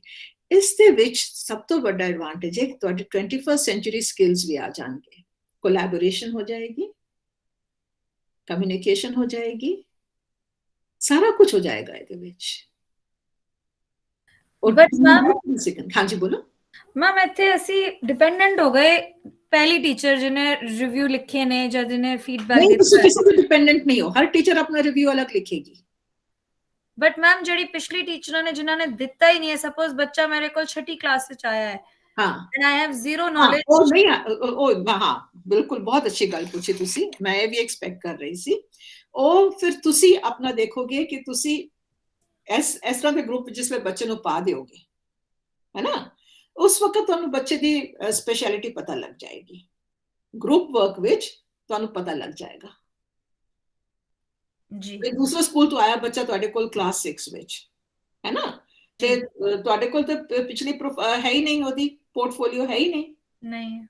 ਹਾਂ, ਤੇ ਉਹ ਫਿਰ ਅਸੀਂ ਦੇਖਾਂਗੇ ਨਾ ਕਿ ਭਾਈ ਉਹੀ ਤਾਂ ਮੈਂ ਕਹਿ ਰਹੀ ਹਾਂ, ਜਿਹੜਾ ਬੱਚਾ ਪ੍ਰਾਇਮਰੀ ਤੋਂ ਸਾਡੇ ਕੋਲ ਹੈ ਉਹ ਤਾਂ ਸੌਖਾ ਕੰਮ ਹੋ ਜਾਂਦਾ, ਅਸੀਂ ਸ਼ੁਰੂ ਕਰ ਦਿੱਤਾ, ਪਰ ਜਿਹੜਾ ਬੱਚਾ ਬਾਅਦ ਵਿੱਚ ਆਉਂਦਾ ਹੈ, ਕਈ ਬੱਚੇ 11th और 12th ਵਿੱਚ ਆ ਕੇ ਜੁਆਇਨ ਕਰਦੇ ਨੇ, ਹੈ ਨਾ, ਕਈ ਬੱਚੇ 9th ਵਿੱਚ ਆਉਂਦੇ ਨੇ, ਕਈ ਬੱਚੇ 6th ਵਿੱਚ ਆਉਂਦੇ ਨੇ, ਕਿਉਂਕਿ ਪੇਰੈਂਟਸ ਦੀ ਅਗਰ ਟ੍ਰਾਂਸਫਰੇਬਲ ਜੌਬ ਹੈ ਤੇ ਉਹ ਤਾਂ ਵਿਚਾਰੇ ਬੱਚੇ ਦਾ ਕੀ ਕਸੂਰ ਹੈ, ਉਹਨੂੰ ਤਾਂ ਸਕੂਲ ਬਦਲਣਾ ਹੀ ਪਏਗਾ, ਸ਼ਹਿਰ ਬਦਲੀ ਹੋਏਗਾ ਤਾਂ ਸਕੂਲ ਵੀ ਬਦਲੀ ਹੋਏਗਾ, ਹੈ ਨਾ। ਤੇ ਇਸ ਵਕਤ ਤੁਸੀਂ ਉਹਨਾਂ ਨੂੰ, ਉਸ ਬੱਚੇ ਨੂੰ ਐਸੇ ਗਰੁੱਪ ਵਿੱਚ ਪਾ ਦਿਓ, ਤੁਹਾਨੂੰ ਉਹਦਾ ਧੀਰੇ ਧੀਰੇ ਸਮਝ ਆ ਜਾਏਗਾ, ਠੀਕ ਹੈ ਜੀ ਮੈਮ। ਉਹ ਬੱਚਾ ਆਪਣੀ ਕਾਬਲੀਅਤ ਦਿਖਾਏਗਾ ਕਿ ਉਹ ਕਿਸ ਵਿੱਚ ਅੱਛਾ ਹੈ ਜੀ, ਹੈ ਨਾ। ਜਦ ਤੁਸੀਂ ਉਹਨੂੰ ਗਰੁੱਪ ਵਿੱਚ ਪਾ ਦਿਓ, ਮਤਲਬ ਗਰੁੱਪ ਵਰਕ ਜਦ ਵੀ ਹੋਏ, ਉਹਨੂੰ, ਉਸ ਬੱਚੇ ਨੂੰ ਇਨਵੋਲਵ ਕਰ ਦਿਓ ਕਿ ਬਈ ਇਹਦੇ ਵਿੱਚ ਤੂੰ ਕੀ ਕਰ ਸਕਦਾ, ਦੇਖ ਲੈ ਤੇਰੀ ਕੀ ਕੰਟਰੀਬਿਊਸ਼ਨ ਹੋ ਸਕਦੀ ਹੈ ਇਹਦੇ ਵਿੱਚ, ਤੂੰ ਕੀ ਕਰਨਾ ਚਾਹੁੰਦਾ। ਬੱਚਾ ਆਪਣੇ ਆਪ ਦਿਖਾਏਗਾ ਕਿ ਮੈਂ ਇਹ ਕਰ ਸਕਦਾ ਜੀ, ਹੈ ਨਾ। ਇਸ ਤਰੀਕੇ ਦੇ ਨਾਲ ਤੁਹਾਨੂੰ ਪਤਾ ਲੱਗੇਗਾ। ਸੀਨੀਅਰ ਕਲਾਸ ਵਿੱਚ ਇਸ ਤਰ੍ਹਾਂ ਪਤਾ ਲੱਗੇਗਾ ਜਦ ਬੱਚਾ ਤੁਹਾਡੇ ਕੋਲ ਲੇਟ ਆਉਂਦਾ ਹੈ। ਸ਼ੁਰੂ ਤੋਂ ਜਿਹੜਾ ਆਇਆ ਉਹ ਤੇ ਫਿਰ ਚੱਲਦਾ ਹੀ ਰਹਿੰਦਾ, ਉਹ ਤਾਂ ਪਤਾ ਲੱਗ ਹੀ ਜਾਂਦਾ ਕਿ ਇਹ ਹੋ ਰਿਹਾ, ਪਰ ਜਿਹੜਾ ਬੱਚਾ ਲੇਟ ਆਉਂਦਾ ਸਾਡੇ ਕੋਲ, ਉਹ ਸਾਨੂੰ ਇਸ ਤਰੀਕੇ ਦੇ ਨਾਲ ਪਤਾ ਲੱਗਦਾ ਹੈ, ਠੀਕ ਹੈ। Thank you. ਹਾਂ, ਤੇ ਮੈਮ, ਹਾਂਜੀ ਮੈਮ ਇੱਕ ਮੇਰਾ ਕੁਐਸਚਨ ਹੈ। ਹਾਂਜੀ, ਜਿਸ ਤਰ੍ਹਾਂ ਅਸੀਂ ਟਿਕ ਟੈਕ ਟੋ ਦੇ ਵਿੱਚ ਅਸੀਂ ਬੱਚੇ ਨੂੰ ਐਕਟੀਵਿਟੀ ਦਿੰਨੇ ਆ, ਹਾਂਜੀ ਜਿਵੇਂ ਹਾਂਜੀ ਉਹਦੇ ਵਿੱਚ ਅਸੀਂ 9 ਐਕਟੀਵਿਟੀਜ਼ ਪਾਉਂਦੇ ਆ ਸੇਮ ਚੀਜ਼ ਦੇ ਉੱਤੇ। ਅਗਰ ਤੁਹਾਨੂੰ ਪ੍ਰੈਜੈਂਟੇਸ਼ਨ ਅੱਛੀ ਲੱਗਦੀ ਤੁਸੀਂ ਪ੍ਰੈਜੈਂਟੇਸ਼ਨ ਬਣਾ ਲਓ, ਹਾਂ ਅਗਰ ਤੁਹਾਨੂੰ ਹਾਂ ਵਿਜ਼ੂਅਲ ਅੱਛਾ ਲੱਗਦਾ ਆਈ ਹਾਂ ਥਿੰਕ ਉਹਨੂੰ ਇਹਦੇ ਨਾਲ ਅਸੀਂ ਲਿੰਕ ਕਰ ਸਕਦੇ ਆ। ਬਿਲਕੁਲ ਜੀ, ਚੁਆਇਸ ਬੋਰਡ ਹੈ ਅਸੀਂ ਯੂਜ਼ ਕਰਦੇ ਬਿਲਕੁਲ ਆ। ਬਿਲਕੁਲ ਬਿਲਕੁਲ ਬਿਲकुल ਤੁਸੀਂ ਹਰ ਜੋ ਚੀਜ਼ ਚਾਹੋ ਤੁਸੀਂ ਲਿੰਕ ਕਰ ਸਕਦੇ ਹੋ। ਬਿਲਕੁਲ ਇਹਦੇ ਨੋ ਹੋਲਸ ਬਾਰਡ ਹੈਗਾ। ਬਿਲਕੁਲ ਤੁਸੀਂ ਆਪਣੇ ਆਪ ਨੂੰ ਰਿਸਟ੍ਰਿਕਟ ਨਾ ਕਰੋ ਕਿ ਮੈਂ ਇਹੋ ਹੀ ਕਰਨਾ ਹੈ। ਜੋ ਜੋ ਤੁਹਾਡੇ ਕੋਲ ਰਿਸੋਰਸਸ ਨੇ ਸਭ ਯੂਜ਼ ਕਰ ਲਓ, ਠੀਕ ਉਹਦੇ ਹੈ। ਵਿੱਚ ਸਾਨੂੰ ਬੱਚੇ ਨੂੰ ਇੱਕ ਕੋਈ ਪਾਰਟਿਕੂਲਰਲੀ ਫਿਲਟਰ ਕਰਕੇ 7-8 ਜਾਂ 9 ਐਕਟੀਵਿਟੀਜ਼ ਦੇਣੀਆਂ ਹੋਣਗੀਆਂ ਨਾ, ਸੋ ਦੈਟ ਉਹ ਉਹਨਾਂ ਚੋਂ ਆਪਣੇ ਹਿਸਾਬ ਨਾਲ ਜੋ ਉਹਨਾਂ ਨੂੰ ਬੈਸਟ ਲੱਗਦਾ ਚੂਜ਼ ਕਰ ਲੈਣ। ਬਈ ਤੁਸੀਂ ਜਿਸ ਵੇ ਗਰੁੱਪ ਵਰਕ ਬਣਾਉਂਦੇ ਹੋ, ਤੁਸੀਂ ਗਰੁੱਪ ਆਦਰ ਸੇ ਬਣਾਇਆ, ਤੁਸੀਂ ਕਿਹਾ ਬਈ ਅਸੀਂ ਚਲੋ ਅਸੀਂ ਇਸ ਕਹਾਣੀ ਤੇ ਨਾਟਕ ਕਰਨਾ ਹੈ ਹਨਾ, ਹਾਂਜੀ ਇਸ ਕਹਾਣੀ ਤੇ ਨਾਟਕ ਕਰਨਾ। ਪਰ ਨਾਟਕ ਤੇ ਐਵੇਂ ਨਹੀਂ ਨਾ ਹੋ ਜਾਂਦਾ। ਹਾਂਜੀ ਨਾਟਕ ਬਣਾਉਣ ਵਾਸਤੇ ਬਹੁਤ ਕੁਝ ਕਰਨਾ ਪੈਂਦਾ ਹੈ, ਉਹਨੂੰ ਸਮਝਣਾ ਪੈਂਦਾ ਹੈ, ਉਹਦੇ ਬਾਰੇ ਉਹਦੇ ਤੁਸੀਂ ਡਿਟੇਲਸ ਕੱਢਨੇ ਹੁੰਦੇ ਨੇ, ਉਹਦੀ ਪੁਆਇੰਟਸ ਕਿ ਵੀ ਨਾਟਕ ਵਿੱਚ ਕੀ ਹਿੱਸਾ ਜਾਏਗਾ ਔਰ ਕਿਸ ਤਰੀਕੇ ਦੇ ਨਾਲ ਜਾਏਗਾ, ਇਹ ਭਾਸ਼ਾ ਵਾਲੇ ਤੁਹਾਨੂੰ ਦੱਸਣਗੇ। ਉਦੋਂ ਨਾਟਕ ਉਹਦਾ ਬਣਾਇਆ ਜਾਏਗਾ, ਉਹਦਾ ਅਸੀਂ ਸਟੇਜ ਕਿਸ ਤਰ੍ਹਾਂ ਉਹਦਾ ਸੈਟਿੰਗ ਕਰਾਂਗੇ, ਉਹ ਤੁਹਾਡਾ ਵਿਜ਼ੂਅਲ ਸਪੇਸ਼ਲ ਵਾਲਾ ਦੱਸੇਗਾ। ਇਹਦੇ ਵਿੱਚ ਥੋੜਾ 뮤직 ਅਸੀਂ ਪਾਣਾ ਹੈ, ਇਹਨੂੰ ਅਸੀਂ ਸੰਗੀਤਬੱਧ ਕਰਨਾ ਤਾਂ ਕਿ ਥੋੜਾ ਇੰਟਰਸਟਿੰਗ ਰਹੇ, ਉਹ ਤੁਹਾਨੂੰ ਮਿਊਜ਼ੀਕਲ ਬੱਚਾ ਦੱਸੇਗਾ। ਤੇ ਤਾਂ ਹੀ ਮੈਂ ਕਹਿ ਰਹੀ ਹਾਂ ਜਿਹੜਾ ਤੁਸੀਂ ਗਰੁੱਪ ਬਣਾਓਗੇ ਇਕਲੈਕਟਿਕ ਗਰੁੱਪ ਹੋਏਗਾ, ਹਰ ਤਰ੍ਹਾਂ ਦਾ ਬੱਚਾ ਹੋਏਗਾ ਉਹਦੇ ਵਿੱਚ, ਤੇ ਹਰ ਤਰ੍ਹਾਂ ਦੇ ਬੱਚੇ ਨੂੰ ਉਹਦੇ ਵਿੱਚ ਕੰਮ ਮਿਲ ਜਾਏਗਾ। ਠੀਕ ਹੈ, ਐਕਟੀਵਿਟੀ ਇੱਕੋ ਹੀ ਠੀਕ ਹੈ, ਹੈ। ਅਗਰ ਐਕਟੀਵਿਟੀ ਇੱਕੋ ਹੀ ਹੈ ਮੈਡਮ। 35-36 ਬੱਚੇ ਆ, ਅਸੀਂ ਉਹਨੂੰ 4 ਗਰੁੱਪ ਦੇ ਵਿੱਚ 9 ਬਿਲਕੁਲ ਉਹ ਤੁਸੀਂ ਆਪਣੇ ਐਕਟੀਵਿਟੀ ਕਲਾਸ ਦੇ ਹਿਸਾਬ ਨਾਲ ਦੇਖੋ ਬਈ, ਉਹ ਪਤਾ ਤੁਸੀਂ ਗਰੁੱਪ ਦੇਖਣਾ ਕਿ 8 ਬੱਚੇ ਉਹਦੇ ਵਿੱਚ ਹੋਣੇ ਜ਼ਰੂਰੀ ਨੇ, 8 ਪ੍ਰਕਾਰ ਦੇ ਬੱਚੇ ਹੈ ਨਾ, ਉਹ ਤੁਸੀਂ ਆਈਡੈਂਟੀਫਾਈ ਕਰ ਪਾਓਗੇ ਜੀ। ਥੈਂਕ ਯੂ ਇਹ ਹੌਲੀ। ਉਹ ਜਿਸ ਤਰ੍ਹਾਂ ਮੈਂ ਕਿਹਾ ਕਿ ਬਈ ਇਹ ਇੱਕ ਦਿਨ ਦਾ ਕੰਮ ਨਹੀਂ ਹੈ ਕਿ ਤੁਸੀਂ ਅੱਜ ਬੱਚਾ ਆਇਆ ਤਾਂ ਕੱਲ ਤੁਸੀਂ ਸਮਝ ਗਏ ਨਾ, ਇਹ ਟਾਈਮ ਲੱਗਦਾ ਹੈ, ਇਹਦੇ ਵਿੱਚ ਟਾਈਮ ਲੱਗਦਾ ਹੈ। ਐਬਸੋਲੂਟਲੀ ਮੈਮ, ਜਿਹੜਾ ਮੈਨੂੰ ਸਮਝ ਆਇਆ ਹੈ patience and continuous working towards the goal. Absolutely right Harpreet, ਬਿਲਕੁਲ। ਇਸ ਵਿੱਚ ਤੁਹਾਨੂੰ ਰਿਲੈਕਸ ਨਹੀਂ ਹੋ ਸਕਦੇ ਤੁਸੀਂ ਕਿ ਭਈ ਅੱਜ ਮੈਂ ਵੇਖ ਲਿਆ ਨਾ, ਅੱਜ ਵੇਖਿਆ ਕੱਲ ਕੁਝ ਹੋਰ ਨਜ਼ਰ ਆਏਗਾ। ਔਨ ਐਨ ਐਵਰੇਜ ਬੱਚਾ ਕਿਸ ਚੀਜ਼ ਵਿੱਚ ਸਭ ਤੋਂ ਜ਼ਿਆਦਾ ਇੰਟਰਸਟ ਦਿਖਾਉਂਦਾ, ਕਿਸ ਐਕਟੀਵਿਟੀ ਵਿੱਚ ਸਭ ਤੋਂ ਜ਼ਿਆਦਾ ਸਿੱਖਦਾ, ਉਹ ਤੁਹਾਨੂੰ ਦੇਖਣਾ ਪਏਗਾ। ਮੈਮ ਇਹ ਜਿਹੜਾ ਤੁਸੀਂ ਆਇਡੈਂਟੀਫਾਈ ਕੀਤਾ, ਲੈਟਸ ਸੇ ਪ੍ਰੀ ਪ੍ਰਾਇਮਰੀ ਜਾਂ ਪ੍ਰਾਇਮਰੀ अर्ਲੀ ਕਲਾਸ, ਇਹ ਜਾ ਕੇ ਚੇਂਜ ਵੀ ਤੇ ਹੋ ਸਕਦਾ ਹੈ ਬੱਚੇ ਦਾ। ਹੋ ਸਕਦਾ ਹੈ। ਸੇਮ ਮੇਰਾ ਕੁਐਸਚਨ ਹੈ ਸੀ। ਆਹੀ ਗੱਲ ਤੁਸੀਂ ਬਿਗਨਿੰਗ ਵਿੱਚ ਵੀ ਕਹੀ ਸੀ ਕਿ ਸੀਨੀਅਰ ਲੈਵਲ ਤੇ ਕਿੱਦਾਂ ਬੱਚੇ ਨੂੰ ਰੈਕਗਨਾਈਜ਼ ਕਰਨਾ ਹੈ, ਸੀਨੀਅਰ ਲੈਵਲ ਤੇ ਉਹਨੂੰ ਕਿੱਦਾਂ ਆਈਡੈਂਟੀਫਾਈ ਕਰਨਾ ਹੈ। ਆਈ ਥਿੰਕ ਜਿਹੜੇ ਪੀਜੀਟੀਜ਼ ਹੈ, ਸਾਡੇ ਛੋਟੇ ਬੱਚਿਆਂ ਨੂੰ ਅਸੀਂ ਕਦੀ ਪੜਾਇਆ ਹੀ ਨਹੀਂ। ਸਾਡੇ ਲਈ ਥੋੜਾ ਜਿਹਾ ਤੁਹਾਨੂੰ ਨਹੀਂ ਲੱਗਦਾ ਮੈਮ, ਸਾਡੇ ਲਈ ਥੋੜਾ ਜਿਹਾ ਹੋਰ ਮੁਸ਼ਕਿਲ ਹੋ ਜਾਂਦਾ ਉਹਨਾਂ ਨੂੰ ਆਈਡੈਂਟੀਫਾਈ ਕਰਨਾ 11th 12th ਤੱਕ ਆਂਦੇ? ਨਹੀਂ ਨਰਜੀਤ, ਤੇ ਮੈਮ ਚੇਂਜਸ ਵੀ ਤਾਂ ਹੁੰਦੀਆਂ ਨਾ ਮੈਮ? ਨਹੀਂ ਹੁੰਦਾ। ਮੈਂ ਕਿਉਂਕਿ ਆਈ ਹੈਵ ਆਬਜ਼ਰਵਡ, ਮੇਰੀ ਆਪਣੀ ਆਬਜ਼ਰਵੇਸ਼ਨ ਮੇਰੇ ਸਟੂਡੈਂਟਸ ਦੇ ਬਾਰੇ ਚ ਹੈ ਕਿ ਉਹ ਦਿਖਾ ਦਿੰਦੇ ਨੇ ਕਿ ਉਹ ਕਿਸ ਵਿੱਚ ਜ਼ਿਆਦਾ ਇੰਟਰਸਟ ਰੱਖਦੇ ਨੇ। ਤਦ ਤੱਕ ਬੱਚੇ ਆਪਣੇ ਆਪ ਆਪਣਾ ਇੰਟਰਸਟ ਦਿਖਾਣਾ ਸ਼ੁਰੂ ਕਰਦੇ ਨੇ। ਸ਼ੁਰੂ ਵਿੱਚ ਉਹਨਾਂ ਨੂੰ ਨਹੀਂ ਪਤਾ ਹੁੰਦਾ ਕਿ ਮੈਨੂੰ ਦੱਸਣਾ ਪਏਗਾ, ਉਹ ਦੱਸ ਦਿੰਦੇ ਨੇ ਕਿ ਭਾਈ ਤੁਸੀਂ ਦੇਖੋਗੇ, ਤੁਸੀਂ ਚਲੋ ਰਿਟਨ ਟੈਸਟ ਲੈ ਲੈਤਾ, ਤੁਸੀਂ ਦੇਖੋਗੇ ਜਿਹੜਾ ਬੱਚਾ ਲੈਂਗੁਏਜ ਵਿੱਚ ਹੈਗਾ ਉਹ ਤਾਂ ਬਹੁਤ ਵਧੀਆ ਲਿਖ ਕੇ ਆ ਜਾਏਗਾ, ਹੈ ਨਾ। ਮੈਂ ਯਾਦ ਹੈ ਮੈਨੂੰ ਕਿ ਮੈਂ ਹਮੇਸ਼ਾ ਸਕੂਲ ਦਾ ਐਨੂਅਲ ਡੇ ਮੈਂ ਕਰਦੀ ਸੀ ਔਰ 3 ਪਲੇਸ ਮੈਂ ਇਕੱਠੇ ਕਰਾਂਦੀ ਸੀ, Hindi, English and special wing ਦਾ 3 ਪਲੇਸ ਕੱਲਿਆਂ ਕਰਾਂਦੀ ਸੀ। ਮੈਂ ਇੱਕ ਪਲੇ ਕਰਨਾ ਸੀ ਵਾਲਮੀਕੀ ਤੇ ਮੈਂ ਜਾ ਰਹੀ ਹਾਂ ਡਾਊਨ ਦ ਸਟੇਅਰਸ ਔਰ ਇੱਕ ਬੱਚਾ ਮੈਨੂੰ ਦਿਖਿਆ।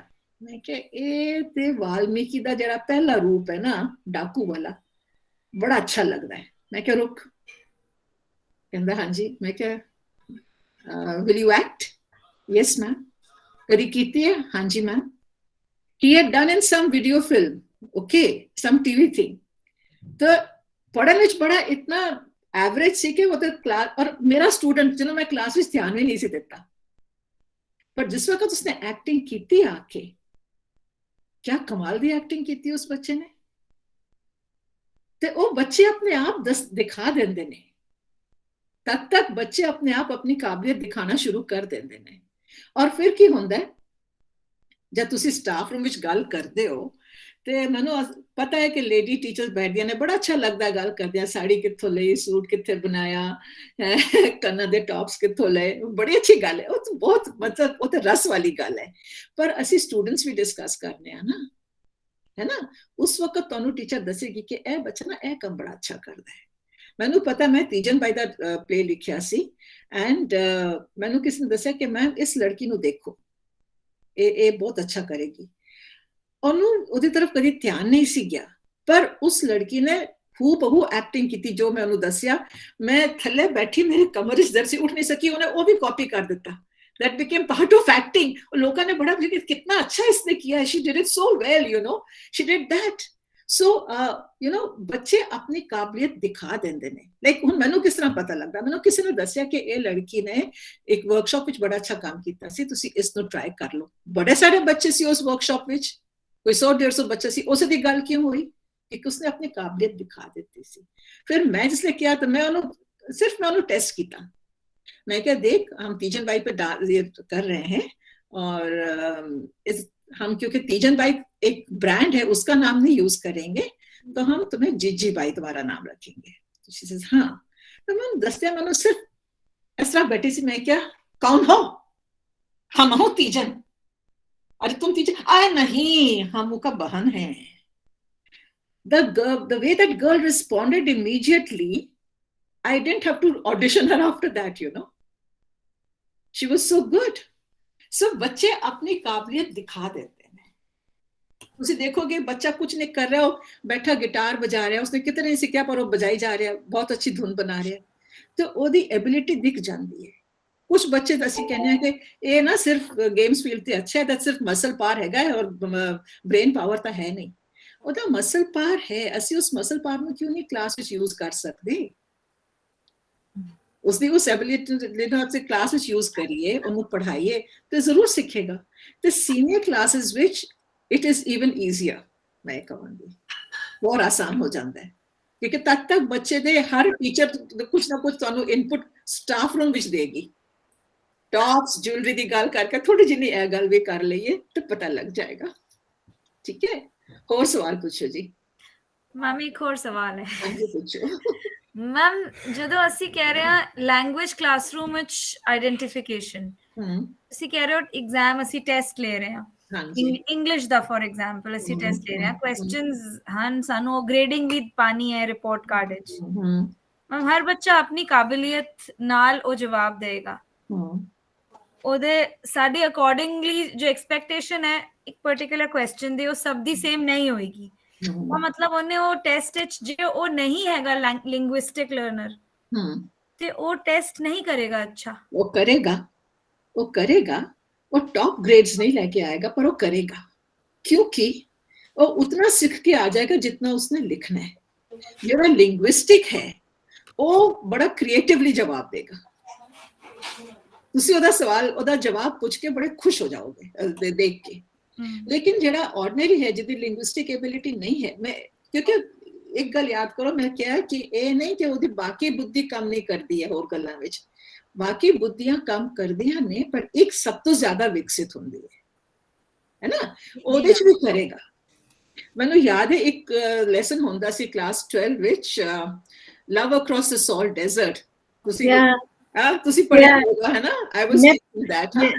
I studied that. ਮੈਂ ਪੜ੍ਹਿਆ ਸੀ, ਮੈਂ ਪੜ੍ਹਾਇਆ ਨਹੀਂ ਕਦੀ, ਪੜ੍ਹਿਆ ਸੀ। ਮੇਰੇ ਬੇਟੇ ਦੀ ਕਲਾਸ ਵਿੱਚ I was teaching my son's class, ਤੇ ਮੈਂ ਨਾ ਕਿਹਾ ਕਿ ਮੈਂ ਕਿਹਾ ਬਈ ਹੁਣ ਫਾਤਿਮਾ ਦੇ ਫਾਦਰ ਨੂੰ ਜਿਸ ਪਤਾ ਲੱਗਿਆ ਕਿ ਉਹ ਲੜਕੀ ਭੱਜ ਗਈ ਉਹਦੇ ਨਾਲ, ਤੇ ਉਹਨੇ ਨਾ ਨਜਬ ਦੇ ਫਾਦਰ ਨੂੰ ਚਿੱਠੀ ਲਿਖੀ। ਅੱਛਾ, ਮੇਰੇ ਬੇਟੇ ਨੇ ਮੈਨੂੰ ਨਹੀਂ ਦੱਸਿਆ ਕਿ ਉਹਦੇ ਫਰੈਂਡ ਨੇ ਕੀ ਲਿਖਿਆ। ਉਹ ਘਰ ਬੈਠਾ ਦੇਖ ਰਿਹਾ ਕਿ ਉਹ ਮੰਮੀ पेपर करेक्ट कर रही है, ते अभी तक रिएक्शन क्यों नहीं हुआ। सडनली उस बच्चे का जवाब मेरे को आ गया, ਉਹਦੀ आंसर शीट। मैं हस पई, कहता पढ़ लिया आंसर? मैं क्या तेनों पता सी? कहता हाँ, उन्हें सबने दसिया उन्हें की लिखिया। उन्हें पता की शुरू किया, वाकई अगर रियल लाइफ में अगर कोई फादर लिखेगा तो ही लिखेगा। उन्हें शुरू किया KAMEENE, कमीने। मैं क्लास ਵਿੱਚ ਪਹੁੰਚੀ ਸਾਰੇ ਕੋਈ ਪੂਰੀ ਕਲਾਸ ਰੁਕੀ ਹੈ ਕਿ ਇਸ ਬੱਚੇ ਦੀ ਹੁਣ ਕਿਸ ਵਕਤ ਆਨਸਰ ਸ਼ੀਟ ਆਏਗੀ ਔਰ ਮੈਡਮ ਨੇ ਤੇ ਅੱਜ ਉਹਨੂੰ ਉਹਦੀ ਖੱਟਿਆ ਖੜੀ ਕਰ ਦੇਗੀ ਮੈਪ ਅੱਜ ਆਈ ਮੈਂ ਕਿਹਾ ਬੇਟਾ ਮੇਰਾ ਦਿਲ ਸੀ ਕਿ ਮੈਂ ਤੈਨੂੰ ਪੂਰੇ 10 ਵਿੱਚੋਂ 10 ਨੰਬਰ ਦਿਆ ਇਹਦੇ ਵਿੱਚ ਪਰ ਮੈਂ ਤੈਨੂੰ ਇੱਕ ਨੰਬਰ ਦਿੱਤਾ ਉਹ ਇਸ ਕਰਕੇ ਕਿ ਤੂੰ ਬੋਰਡ ਵਿੱਚ ਨਾ ਲਿਖ ਕੇ ਆ ਜਾਏ ਕਿਤੇ ਮੈਮ ਇਸ ਸਾਲ ਵੀ ਜਦੋਂ ਆਪਾਂ ਬੱਚਿਆਂ ਨੂੰ ਪੜਾਇਆ ਨਾ ਤੇ with the change pattern and everything ਇਸ ਸਾਲ ਵੀ ਅਸੀਂ ਦੇਖਿਆ ਕਿ ਕਿੰਨੇ ਬੜੇ ਆਨਸਰਸ ਹੈਗੇ ਸੀ ਕਿੰਨੇ ਕੁਐਸਚਨਸ ਹੈਗੇ ਸੀ ਜਿਹਦੇ ਵਿੱਚ ਬੱਚਿਆਂ ਦਾ ਪਰਸੈਪਸ਼ਨ ਸਾਡਾ ਪਰਸੈਪਸ਼ਨ ਬਿਲਕੁਲ ਡਿਫਰੈਂਟ ਹੈਗਾ ਸੀ ਜਦਕਿ ਬੱਚਿਆਂ ਦੇ ਆਨਸਰਸ ਗਲਤ ਨਹੀਂ ਸਨ ਨਾ ਸਾਡੇ ਆਨਸਰਸ ਗਲਤ ਪਰ you know I was discussing this with my friend also the one who is here in the meeting also ਅਸੀਂ ਕਿੰਨਾ ਡਿਸਕਸ ਕਰਦੇ ਸੀ ਕਿ ਆਨਸਰ ਗਲਤ ਤਾਂ ਨਹੀਂ ਹੈ ਆਪਾਂ ਇਹ ਕਰਕੇ ਮਾਰਕ ਤਾਂ ਨਹੀਂ ਕਰ ਸਕਦੇ ਉਹਨੂੰ ਗਲਤ ਬੱਚੇ ਤੁਹਾਨੂੰ ਦੇਣਾ ਚਾਹੀਦਾ ਹੈ ਤੁਹਾਨੂੰ ਮਾਰਕਸ ਦੇਣੇ ਨੇ ਕਿਉਂਕਿ ਸੀਬੀਐਸਈ ਦਾ ਕੀ ਕਰੀਏ ਮੈਮ ਆਪਾਂ ਤਾਂ ਦੇਨੇ ਪਰ CBSE I hope you change ਲਿਆਣਗੇ ਕਿਉਂਕਿ ਹੁਣ ਜਿਹੜਾ ਐਨਈਪੀ ਉਹਦਾ ਇਹ ਤਾਂ ਕਹਿਣਾ ਨਾ ਕਿ ਭਈ ਤੁਸੀਂ ਉਹ ਸੈਟ ਕੁਐਸਚਨ ਕਿਉਂ ਦੇ ਰਹੇ ਹੋ ਹਾਂਜੀ ਇੱਕ ਤੁਹਾਨੂੰ ਨਰਜੀਤ ਯਾਦ ਹੋਏਗਾ ਉਸੇ ਕਿਤਾਬ 'ਚ ਇੱਕ ਹੋਰ ਲੈਸਨ ਸੀ God sees the truth but waits yes ਹਾਂਜੀ ਅੱਛਾ ਉਹ ਉੱਥੇ ਸੀ ਕਿ God sees the truth but waits and he does justice ਬੱਚੇ ਨੇ ਕਿਹਾ no justice delayed is justice denied actually ਕਿ ਉਹ बेचारा एक इनोसेंट बंदा जिसने 20 साल साइबेरिया ਵਿੱਚ ਕੱਟ ਦਿੱਤੇ ਔਰ ਫਿਰ ਮਰ ਗਿਆ ਯਾਨੀ ਜਸਟਿਸ ਆਉਣ ਤੋਂ ਪਹਿਲੇ ਉਹ ਖਤਮ ਹੋ ਗਿਆ ਤੇ ਉਹਦਾ ਵਿੱਚ ਕੀ ਜਸਟਿਸ ਆਇਆ ਬਹੁਤ ਸਾਰੇ ਗॉड ਦੀ ਏਮ ਸੀ ਕਿ ਉਸਨੇ ਦੂਜੇ ਬੰਦੇ ਨੂੰ ਸੁਧਾਰਨਾ ਸੀ ਉਹਦੇ ਵਾਸਤੇ ਇੱਕ ਤੁਸੀਂ ਮਾਸੂਮ ਦਾ ਪੂਰੀ ਜ਼ਿੰਦਗੀ ਤਬਾਹ ਕਰਨੀ ਕੋਈ ਜ਼ਰੂਰੀ ਨਹੀਂ ਸੀ ਹੁਣ ਮੈਂ ਬੱਚਿਆਂ ਨੂੰ ਕਿਵੇਂ ਕਹਾਂ ਉਹ ਬੱਚੇ the children were right ਕਿ ma'am justice delayed is justice denied ਬਿਲਕੁਲ ਬੱਚੇ ਦੇ ਪਰ ਮੈਂ ਹੁਣ ਬੋਰਡ ਨੇ ਕਹਿਣਾ ਕਿ ਨਹੀਂ ਜੀ ਤੁਸੀਂ ਤੈਨੂੰ ਜਸਟੀਫਾਈ ਕਰਨਾ ਹੈ God justifies you know God's action is justified ਉਹਨੂੰ ਕਿਸ ਤਰ੍ਹਾਂ ਜਸਟੀਫਾਈ ਕਰੋ ਤੁਸੀਂ ਹੈ ਨਾ ਤੇ ਬੱਚਿਆਂ ਦੇ ਪਰਸੈਪਸ਼ਨ ਬਿਲਕੁਲ ਸਹੀ ਹੁੰਦੀ ਹੈ ਪਤਾ ਉਹਨਾਂ you have to take care of that ਤੁਸੀਂ ਉਹਨੂੰ ਸਮਝੋ ਔਰ ਮੈਂ ਹੁਣ ਉਮੀਦ ਕਰ ਰਹੀ ਹਾਂ ਕਿ ਐਨਈਪੀ ਦੇ ਜਿਹੜੇ ਚੇਂਜਸ ਆ ਰਹੇ ਨੇ ਉਹਦੇ ਨਾਲ ਹੋ ਸਕਦਾ ਹੈ ਕਿ ਬੱਚਿਆਂ ਨੂੰ ਇਹ ਆਜ਼ਾਦੀ ਮਿਲੇ ਕਿ ਆਪਣੇ ਹਿਸਾਬ ਨਾਲ ਕਹਿਣ ਬਿਕੋਜ਼ ਮੈਂ ਐਜ਼ ਅ ਲਿਟਰੇਚਰ ਸਟੂਡੈਂਟ ਮੈਨੂੰ ਇਹ ਪਤਾ ਹੈ ਕਿ ਅਗਰ ਉਹਦੇ ਇੱਕ ਐਕਸ਼ਨ ਦੇ 10 ਪਹਿਲੂ ਨੇ ਉਹਦੇ 10 ਪਹਿਲੂ ਹੋਰ ਹੋ ਸਕਦੇ ਨੇ True, ma'am. Very true. That's perspective. That is what I was taught when I was doing my post graduation. कि तुसी अगर पढ़े और तुहानू दे 10 मिले ने, you know, observation. तो तुहाडा 11वां observation सही है अगर तुसी अपनी गल नू support कर पाओ. Absolutely, and I think with the 21st century skills जेडे गल कर रहे हैं आपा, बहुत रिक्वायर्ड है चेंजेस लाना एजुकेटर बहुत जरूरी है क्योंकि क्या हो रहा पता हरप्रीत अगर ज्यादा सी बच्चों ਨੂੰ ਉਸ ਵਿੱਚ ਬੰਦ ਦਿੱਤਾ ਕਿ ਬਸ ਇਹ ਆਨਸਰ ਤੁਸੀਂ ਲਿਖਣਾ ਹੈ ਅਸੀਂ ਉਹਨਾਂ ਦੀ ਸੋਚਣ ਸਮਝਣ ਦੀ ਸ਼ਕਤੀ ਨੂੰ ਬਿਲਕੁਲ ਖਤਮ ਕਰ ਦਿੱਤਾ ਹੈ ਐਬਸੋਲੂਟਲੀ ਹੈ ਨਾ it is like going back to 1984 if you remember George Orwell ਦੀ ਕਿਤਾਬ ਕਿ ਭਈਆ ਤੁਸੀਂ ਇਹ ਸੋਚਣਾ ਹੈ ਇਹ ਬੋਲਣਾ ਹੈ ਇਹ ਕਰਨਾ ਤੁਸੀਂ ਇਸ ਤੋਂ ਬਾਹਰ ਕੁਝ ਨਹੀਂ ਸੋਚ ਸਕਦੇ ਇਹ ਨਹੀਂ ਕਰ ਸਕਦੇ ਨਾ we can't live in that dystopia है ना तो वो डिस्टोपिया ना बने इस करके बहुत जरूरी है कि ਅਸੀਂ ਬੱਚਿਆਂ ਨੂੰ ਸੋਚਣ ਦੇਈਏ ਉਹ ਆਪਣੀ ਗੱਲ ਨੂੰ ਸਪੋਰਟ ਕਰ ਪਾਣ ਇਹ ਬਹੁਤ ਜ਼ਰੂਰੀ ਹੈ ਕਹਿਣ ਵਾਸਤੇ ਨਾ ਕਹਿ ਦੇਣ ਆਪਣੀ ਗੱਲ ਨੂੰ ਅਗਰ ਤੁਸੀਂ ਉਹ ਸਪੋਰਟ ਕਰ ਸਕਦੇ ਨੇ ਤਾਂ ਤੇ ਬਹੁਤ ਜ਼ਰੂਰੀ ਬਹੁਤ ਅੱਛੀ ਗੱਲ ਹੈ ਤਾਂ ਹੀ ਤਾਂ ਆਈ ਥਿੰਕ ਉਹ ਲੈਸਨ ਇਸ ਕਰਕੇ ਹਟਾ ਦਿੱਤਾ ਸੀ ਕਿਉਂਕਿ ਉਹ ਜਸਟੀਫਾਈ ਨਹੀਂ ਕਰ ਸਕੇ ਸੀ ਨਾ ਟੋਲਸਟॉय ਦੀ ਉਹ ਸਟੋਰੀ ਨੂੰ God sees the truth but waits ਕਿ ਬੱਚੇ ਕਹਿੰਦੇ ਸੀ ਮੈਮ ਅਸੀਂ ਇਸ ਗੱਲ ਤੋਂ ਸਹਿਮਤ ਹੈ ਹੀ ਨਹੀਂ ਕਿ god is right justice is delayed एक innocent आदमी दी तुसी जिंदगी तबाह करके रख देती ज्यादा कोई इन्वॉल्वमेंट ही नहीं सी ओदे विच